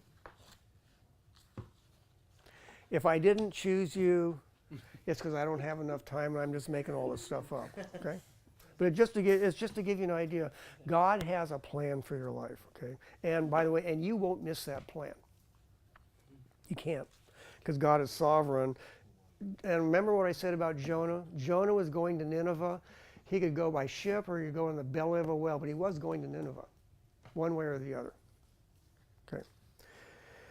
So now Habakkuk says God is sufficient. He can take care of all of this stuff. So Habakkuk knew God would judge righteously because it's his character, even if that meant Judah would be invaded by Babylon. God knew it's in the plan of God, and it will be righteous vindication. And then Habakkuk states, even if God took all material blessing away, Habakkuk would still rejoice in the Lord. Even if everything was taken away, he said, I will rejoice in the Lord. Remember, does that sound familiar? What did Job say? Though he slay me, yet I will trust in him. And how do you, the mark of a real believer, God takes everything away, but yet you still trust God. No matter what God does, you know it's going to be for your best. Okay, let's take we are talking about our next book, the 9th book of our Minor Prophet series. However, it's the 13th book of the prophets, right? We are talking about Zephaniah. Zephaniah, pronounced Zephaniah. In other words, it's not even a Z. Did you notice that? It does not start with a Z. Is it a German Z? Well, in Hebrew, it's actually a different letter. Can everybody say tsetse fly? Tsetse, TS, tsetse, okay. It's that same letter. It's a Russian letter. It's a tse in Russian, and it's a tzadeh in Hebrew, like bar mitzvah, okay. So it's this letter right here versus this. This is a Zayin, and this is a, so TS, Z, okay. Zephaniah starts with this. What do we do with that in English? We typically make it a Z. That's why we say Nebuchadnezzar, and it's so wrong. It's really Nebuchadnezzar, okay? Okay. Do you see how knowing how to pronounce these names somebody starts telling you some biblical facts, and you just get in there and you say, oh, by the way, it's not Zephaniah, it's Zephaniah, and if you can't even get his name right, why should I believe anything that you're saying? You just, this is the wrong way to use information, right? But you could do it though, right? I mean, but it's the wrong way to do it. Anyway, Puffs up. what's that? Knowledge puffs up. Knowledge puffs up, right? Unless you keep it in a biblical context. By the way, who are the hardest people to counsel? Prideful. Knowledgeable. Doctors and pastors. They're used to telling people what's wrong with them. How dare you tell me what's wrong with me? People that are in the business of helping other people are the worst ones for actually taking counsel or advice themselves. This is just an across-the-board thing, right? I'm a biblical counselor. How dare you tell me that I'm a prideful, whatever, Yeah, go ahead. Has anybody ever told you what's up to you? Yeah, lots of times. My wife, all the time. Yeah, Yeah. continually. She keeps me in my place. Now Jim. Yeah. Okay. Zephaniah means hid of Jehovah or protected of Jehovah. And you notice it says Jones's Dictionary of Old Testament Proper Names, page 375. I also, for the pronunciation, got out of Strong's Exhaustive Concordance, out of the Hebrew Dictionary, Strong's number 6846, page 240, and the Complete Jewish Bible, the Reverse Pronouncing Glossary, page 1609. I looked at 3 separate actually I looked at 4 sources. I didn't list one of these sources. Oh, did I give you a copy of, well, you're out of luck. Okay, just kidding. Yeah. Really scared you there for a second, though, didn't it? Yeah. It'd be like enough to fail the final if you didn't have that. Okay. So the name is spelled, I'm not going to give it to you in Hebrew, and is pronounced Zephaniah. Zephaniah, actually. It's pronounced in 2 different ways in Hebrew. Typically, remember when you see the name Isaiah, it's really, if you read it in Hebrew in Isaiah, it's Yeshayahu. It's not Isaiah. Yeah. Well, here, Zephaniah is also spelled, and it's actually in the book of Zephaniah.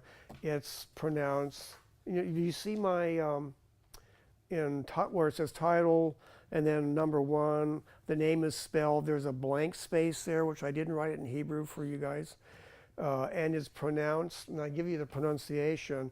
Zephaniah. I spell it phonetically so that you can actually pronounce it.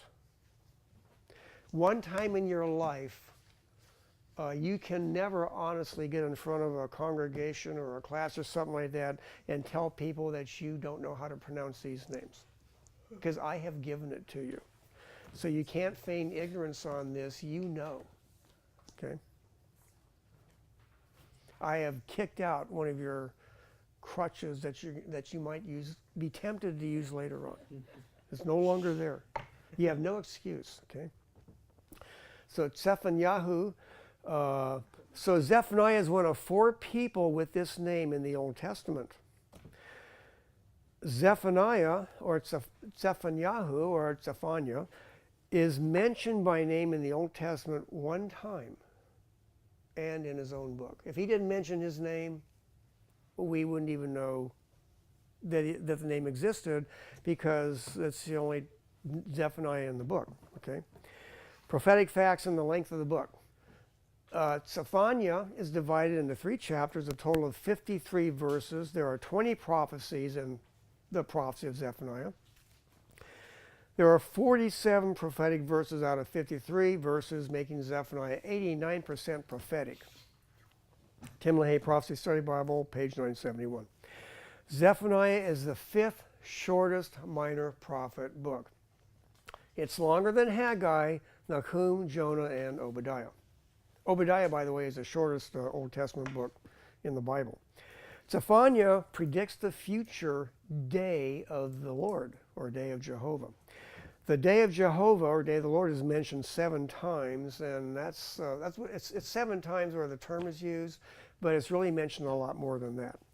The Great Tribulation is described in at least 11 verses, and Zephaniah teaches the concept of a remnant that is protected in the day of the Lord. Zephaniah chapter 2, verses 7 through 9. Zephaniah's description of the day of Jehovah.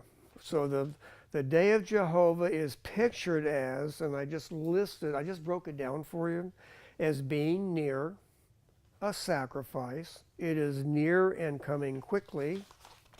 A day of wrath, a day of trouble. 6, a day of distress, a day of destruction.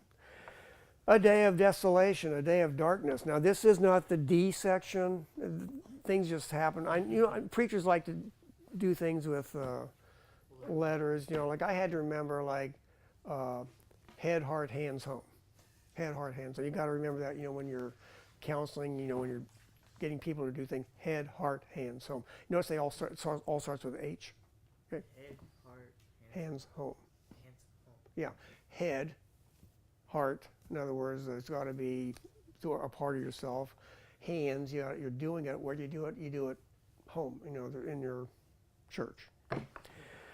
So a day of darkness, a day of gloom, a day of clouds, a day of thick darkness, a day of trumpet or shofar, a day of battle cry or alarm, all the earth and its inhabitants devoured. Oh, now it's getting scary, right? Are you glad you will not be here? Okay. By the way, will all the earth's inhabitants be devoured? Who's left? The remnant, okay? Remember, that's always a rule. Even though God says, I destroy everybody, remember, but in mercy, there's always a remnant, okay? The day of the Lord's anger, the day of the Lord's wrath. Land animals consumed or destroyed, birds consumed or removed, and the fish of the sea removed. Sounds strangely like the bowl judgments in Revelation chapter 16, where all the fish, all life in the ocean died. The seas will be dead. Environmentalists will go crazy trying to figure out what to do. God says, I am killing the sea. No life left in it. And that's what he's saying here. So what he's doing here, and I've mentioned this in other sections, you can read passages in the Old Testament, you can read it in the New Testament, and the term day of the Lord or day of Jehovah is not used. But when you see these descriptive terms being used, like for instance in Revelation chapter 6 and the 6th seal, when it starts talking about the signs and the moon turning blood red, the sun turning dark, the earthquakes, the cosmic activity, the winds in the sea, the waves of the sea roaring with extraordinary capacity, men's hearts failing them for fear of the things that are coming upon the earth. When you see all those passages, you can say, the day of the Lord. The term is not being used, but from the description, you can say it's the day of the Lord. So in other words, not only do you know the day of the Lord, you know what the day of the Lord entails. So if God describes the day of the Lord, like say you're playing charades or something like that, God is playing charades. If he says day of wrath, day of trouble, and you're trying, and then somebody finally says, it's the day of the Lord. And God says, right, you got it. Okay, and he gives you like 20 clues, at least that I listed here in the book of Zephaniah, telling you what the day of the Lord is. And how do we know? He says the day of the Lord is, and then he lists these characteristics. So you should say, I got it. If I see those characteristics somewhere else, I know it's the day of the Lord. You see how that works? Okay, you can inductively and deductively figure this out. So let's take a look at the date and the author. Okay, you'll notice again, Zephaniah most likely prophesied from 635 to 625. What's that mean? Estimate. Who knows, right? Yeah. Don't know. Zephaniah was definitely a contemporary of Jeremiah and most likely Habakkuk, right? Zephaniah prophesied during the reign of King Josiah of Judah. So let's take a look at Zephaniah's biography. Roman numeral 3b on bottom of page 2. Zephaniah was the great-grandson of King Hezekiah, making him the only minor prophet to be royalty, or at least descended from royalty. He was certainly a descendant of King David. If he's a descendant of King Hezekiah, then obviously he is a descendant of King David. Zephaniah's genealogy meanings are from Jones's Dictionary of Old Testament Proper Names. In other words, there's a genealogy. Remember I said that if you don't know anything about the prophet, then take a look at the names because God is telling you something with the names. So, in other words, he is the son of Cushi, whose the name means a black countenance. That can refer to skin color or to mood. Okay, it can be one or the other. He's the son of Gedaliah, whose name means Jehovah is great. The son of Amariah, whose name means Jehovah has promised. And he's the son of Hezekiah, whose name means strength of Jehovah. Okay. By the way, Hezekiah, is that the correct way to pronounce Hezekiah? Is that how he would say his name? No, that is absolutely correct. Okay. I'm not going to tell you because it's not pertinent to this class. Just know that I'm just giving you the English pronunciations of these names, but that's not how they would say them. So by the way, if you purchase a copy of Jones's Dictionary of Old Testament Proper Names, you can learn how to pronounce these names just like me, okay? Just like me. You can have the same source as me, although I got other sources, because I bump sources against each other to see if they say the same thing. So the MacArthur Study Bible states, quote, "The moral and spiritual conditions detailed in the book seem to place the prophecy prior to Josiah's reforms." Okay, it's in the author and date section. By the way, I keep quoting out of this book all the time. Remember one time I brought this book up and I looked and it was the wrong one. I had a Ryrie Study Bible. It wasn't even the MacArthur Bible. But if you look at the introduction to every one of his books, there's a long exposition on the book. And each section is labeled a certain way.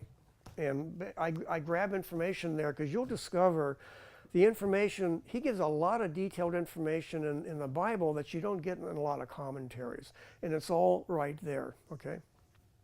So oftentimes I quote extensively out of this because it's the Bible that I'm reading through right now. So and it just happens to be a really good one. Why am I reading through the MacArthur Study Bible? Because I just graduated from the Master's College and I had John MacArthur sign this book.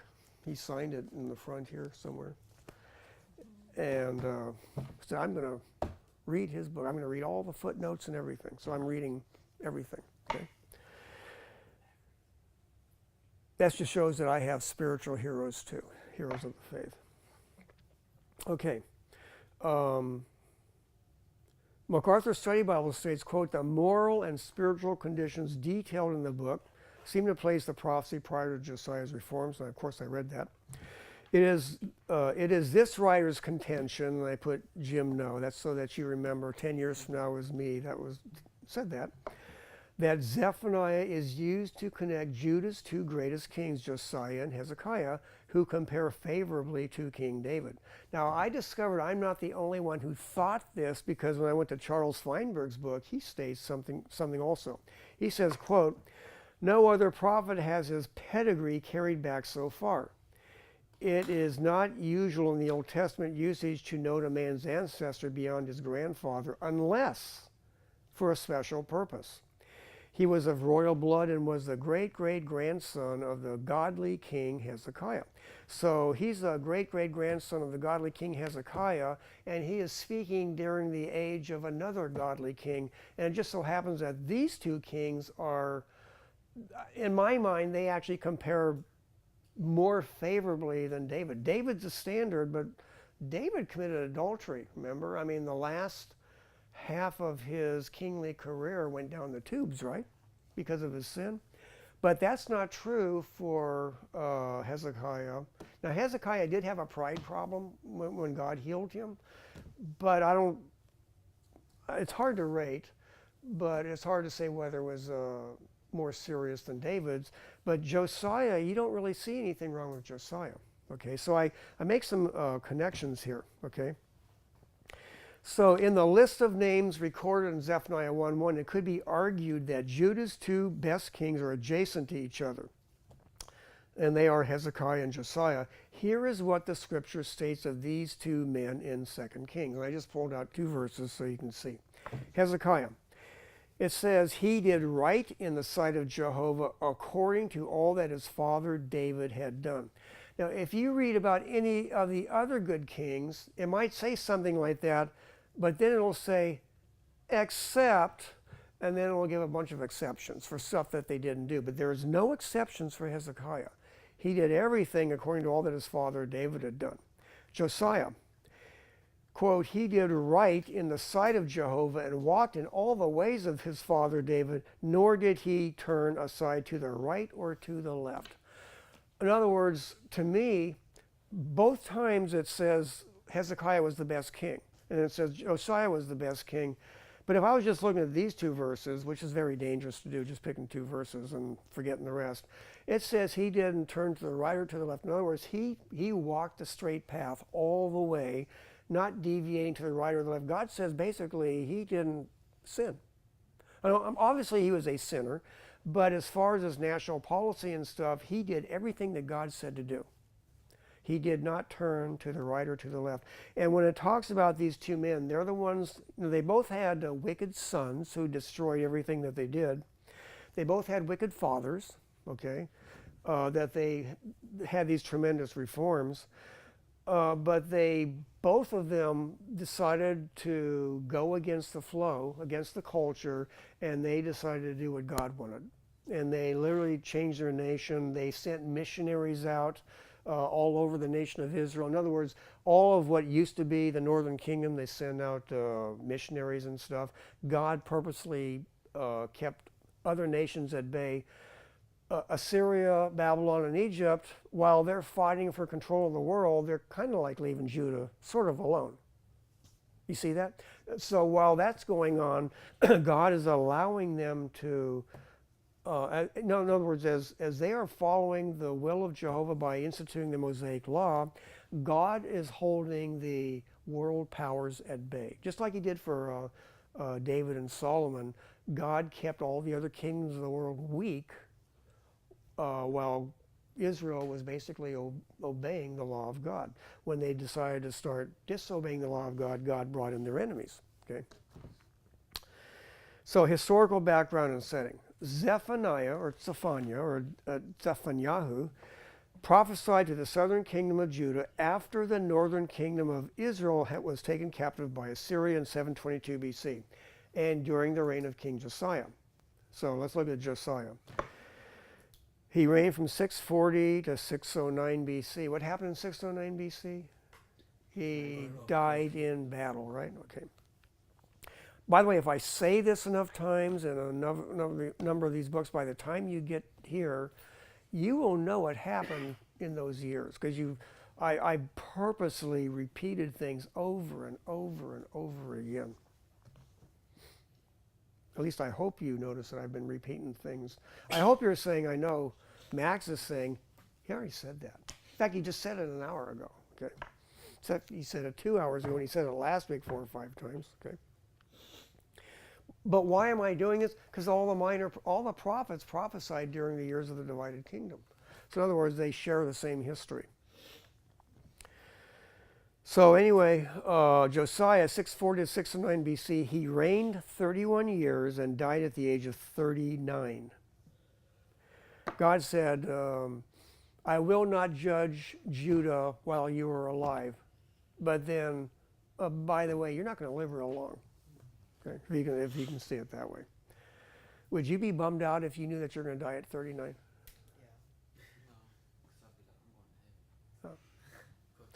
It's good you look at the bright side, okay? But I bet, kind of maybe some of you, wow, I get to be with the Lord. But some of you say, man, I got plans. I had people, when I used to witness to people, say, younger than you. You might not believe that, but I really did. I can remember one young woman crying because I was talking about the rapture and the coming of the Lord. She started crying. And it was not tears of joy. I want to get married. I want kids. I want grandkids. I don't want to go to heaven. And then her brother said, you older people, when you get old, I was like 50 at the time.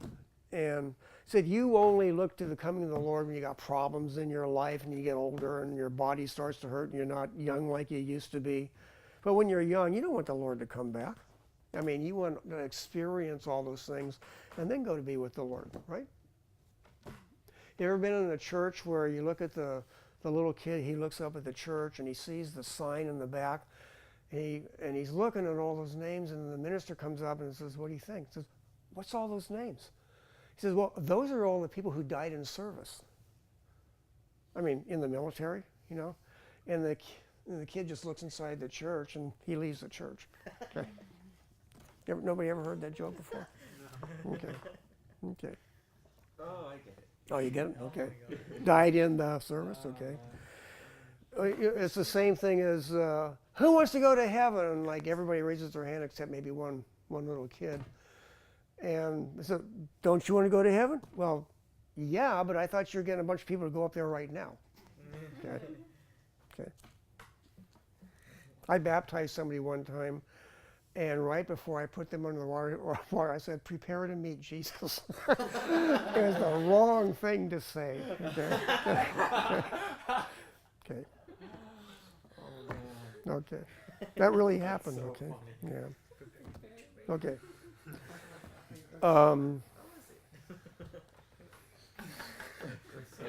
Yeah.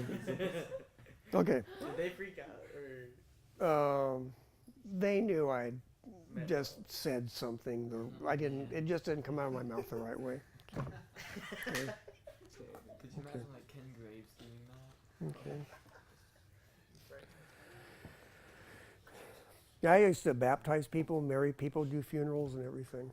Okay. So you go to Okay, where was I? Oh yeah. So anyway, Josiah, he walked in the ways of the Lord, he did what was right in the sight of the Lord and walked in the ways of his father David. He did not turn aside to the right hand or to the left. I repeat that one verse because it's so important. At the age of 15 or 16, he began to seek the God of his father David. 2 Chronicles 34. When he was 20 years old, he began purging Judah and Jerusalem of false religion. He's the age of some of you, and he's already ordering the nation around, saying you can no longer he's purging the nation of the sins. In other words, since he was the king, it was a capital offense.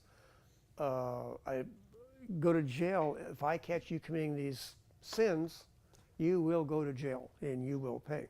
That's what it means, purging those sins. Yes. Was there a way for Josiah to avoid his people to returning back to the idols in a different way? Because wasn't it more like it was a reluctant obedience that he put Yeah. this on it? Was there another way that he could have done it to where it would have? Well, one thing that you got to do, even as a biblical counselor, if you're counseling somebody and say they're in the act of committing adultery, or you're talking to a man or a woman and they're committing adultery, the very first thing you got to do is tell them they have to stop. You can't say, you got to wean yourself off. You can't be doing this gradually. You got to stop. And you're going to take measures to make sure that they don't see each other on the side or something like that. I mean, I would do that. I would, I might say, give me the key to her apartment. And then I'm going to post somebody out at her door, and I'm going to be watching her too, to make sure that you don't go back there. And then you're going to break off relations. You're not going to go visit and break off relations. Matter of fact, you don't even have to phone her. I will make the phone call myself, and we will break the relations. And then you're going to confess to your wife what you've been doing, et cetera, if she doesn't know. In other words, you have to stop the sin first, and then you're not going to you can't counsel somebody and have them wean themselves off from these things in a gradual manner. Some things, lifestyle things, you got to stop immediately. In other words, whatever it takes, you stop it, and then you start dealing with the other things where you're changing their heart and stuff. But you got to change their habit patterns first, and sometimes you got to do something direct. It's called radical amputation. You know, like if your right eye offends thee, pluck it out. Is it better to go into Gehenna with one eye rather than with two eyes in the lake of fire? In other words, radical amputation, you stop the person from doing what he's doing, whatever it takes, short of murder and stuff like that. And that's what he's doing here. He made it against the law. The law is there. He's enforcing the law. But by the way, he didn't even know it's the law yet. He's just stopping them from doing it. He just knows in his heart of hearts it's not right. This is not right.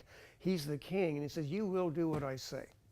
I have the authority to stop you. I will throw you in jail if you do this. Okay. So that's what he was doing. Remember, in this time period, it says that every man and woman was committing adultery with their neighbor. It was everybody was committing adultery. It was that bad. In other words, and God has a lot to say about the family unit because God instituted the family, and what they were doing was destroying the very core of the very fabric of society. And so God, that's why in Israel God gave the death penalty for anything that violated the sanctity of the family. So in Josiah's 18th year as king, 2 Kings 22, Hilkiah the high priest discovered a copy of the law while the temple was being cleaned and repaired. So after reading the law and discovering it had been woefully broken, by the way, this is my words being used here. Notice the descriptive terminology and verbose, poetic prose I'm using here. Yeah. The prophetess Huldah was summoned, and she proceeded to prophesy that God was going to judge Judah, but not in Josiah's days.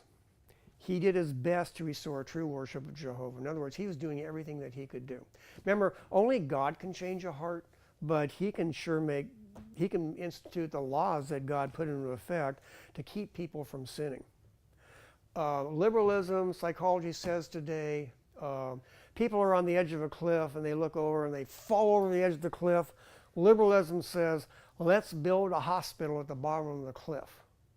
The intelligent conservative people say, stupid, put a fence at the top and keep them from falling off. That's the difference. God's law is the fence. It says don't go over the fence. You were at the Grand Canyon. Did you happen to notice? They said, do not go beyond this point, or there could be dire consequences. Don't go out for that last picture, where you're, okay.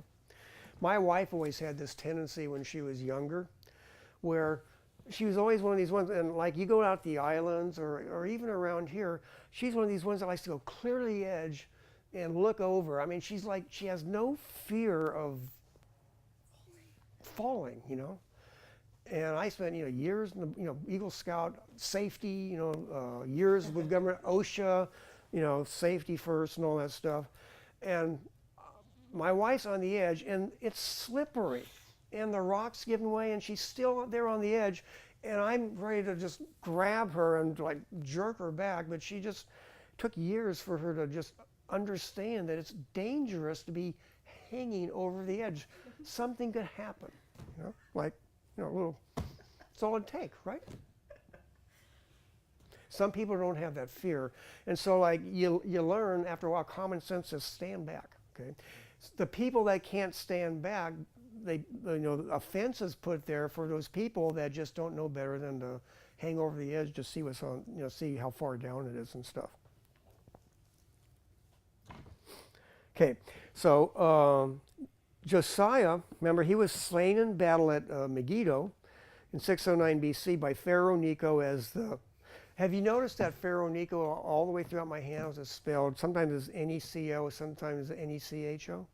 Which one is right? H-O-C-O. Yes, they're both right in English. Depends upon who you go to. As the Egyptian army was headed north to Carchemish to bolster the defenses of Assyria against the newest threat, Babylon, led by Nabopolassar. By the way, Nabopolassar this time is an old man. He's going to die pretty soon. International events during Zephaniah's years of prophecy. John D. Hanna states, who's John Hanna? He's the guy that did the commentary on Zephaniah in Walverden's Old Testament commentary. Quote, politically, Judah was benefiting from a power vacuum among the superpowers of the day. Josiah extended his influence as far north as Naphtali. Assyria was rapidly suffering eclipse. When Sin-Sharishkun, 623 to 612 BC, Ashurbanipal's son, was reigning over Assyria, the Neo-Babylonian Empire began to emerge under Nabopolassar in 626. Also, the Medes under Cyaxares II in 625 pulled out from under Assyrian authority. In other words, he rebelled. A coalition of Medes and Babylonians destroyed Assyria's capital, Nineveh, in 612 BC. Now, I mean, that's all the stuff that was going on. So it creates this power vacuum. So Josiah, God is giving Josiah the opportunity to spread, if you will, the gospel. He's basically neutralizing all these superpowers with internal problems and power struggles. So now Judah is free to put out the word of God. God just basically cleared all the barriers. Okay, go do your job. So let's look at events in Judah.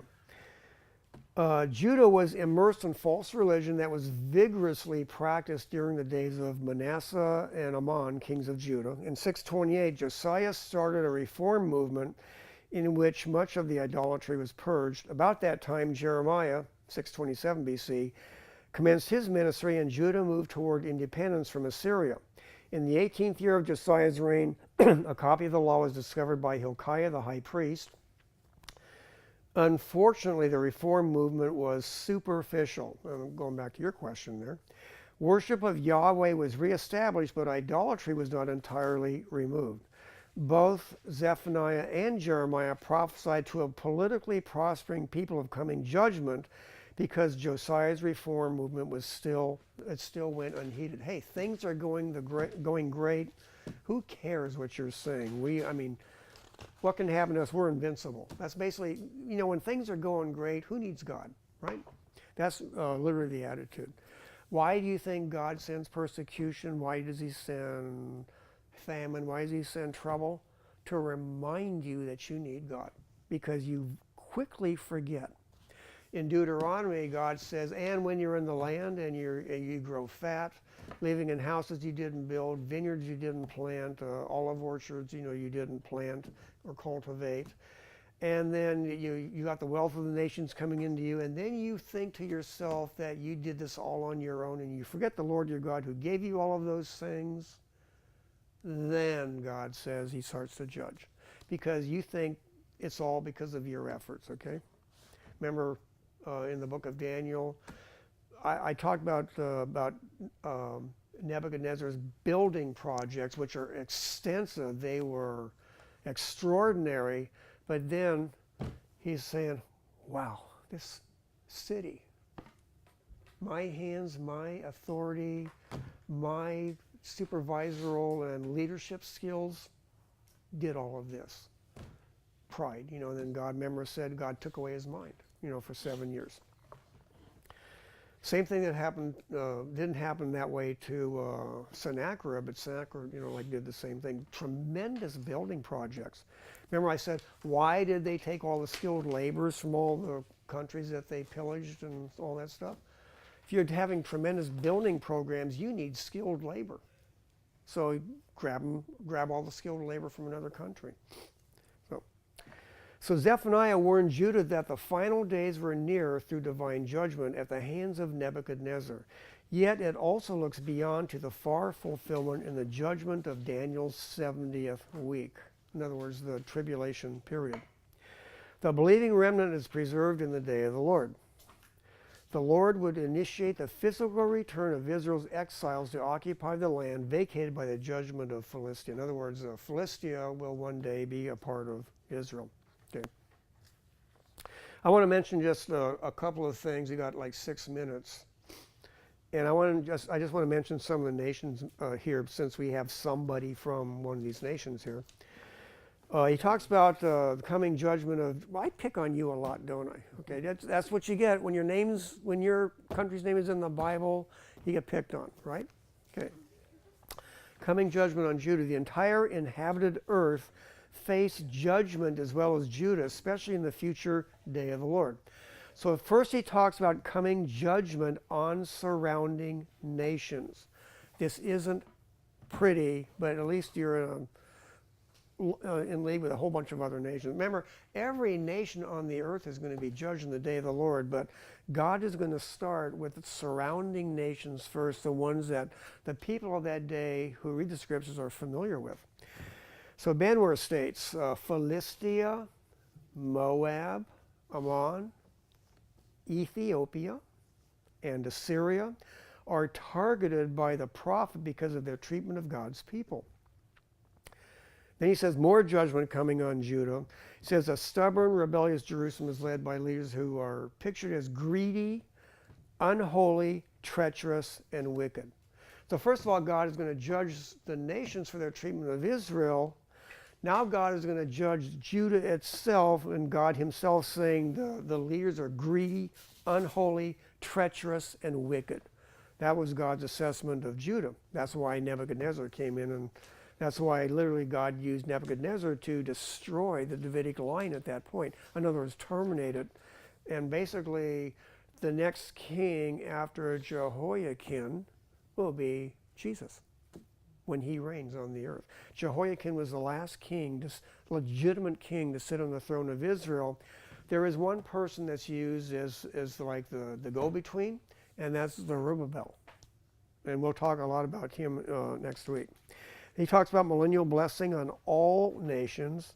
I just want to mention one thing. It talks about a pure language.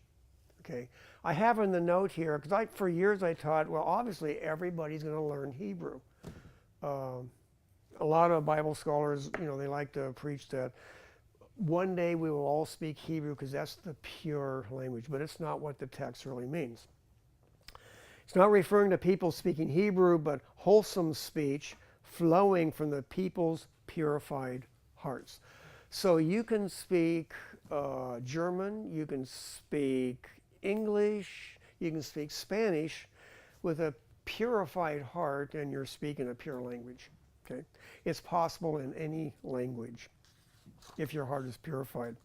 So this section looks ahead to the future blessings that come from peoples and nations who trust Jehovah for salvation. This only occurs when Messiah is ruling on the earth as king and living in their midst. The Jews will be regathered into their own land. Basically, that's the book of Zephaniah. I realize in the minor prophets, I don't give a whole lot of commentary because in 1 hour we just don't have time. So obviously this is not a verse by verse. It's just basically what the book is about, the themes and stuff like that. Any questions? We've got 3 minutes left. Any questions? Dalila, you got any questions? No. No? Not a one. How about you, Laura? I got a question. You do? Yeah. Is this prophet Zephaniah, is it contemporary with Isaiah? No, he's contemporary with Jeremiah, about 100 years later. So was Isaiah prophesying during Josiah's reign? No, he was prophesying during Hezekiah's reign. But when we see the timetable, Isaiah was during 739 to 680. So it's Yeah, but we're when we get to Josiah's time, we're getting down to like 609. So in other words, Isaiah prophesied for a long time. Remember, he died. Tradition says that he was sawn in two by Manasseh. So he lived for a long time, prophesied for a long time. But Josiah's going to be a generation or two later. In other words, 40, 50 years later. Isaiah was a very old man at that time. But Isaiah's heyday was literally during the days of Hezekiah. And Zephaniah, he's during the reigns of Josiah, the other good king. And so like these latter, most of these major and minor prophets, they're going to be in that time frame. We're only talking a couple hundred years anyway for all of them. So there's a lot of overlap, and that's why so many are contemporary with others. But the earlier prophets were not contemporary with the later prophets. They would have already died by that time. Okay. It is 12:19:48. We've got 12 seconds left in class. Let's go ahead and close with prayer. We thank you, Lord. Give these students a hearty appetite, not only for the Word of God, but for the lunch that is prepared for them. In Jesus' name, amen.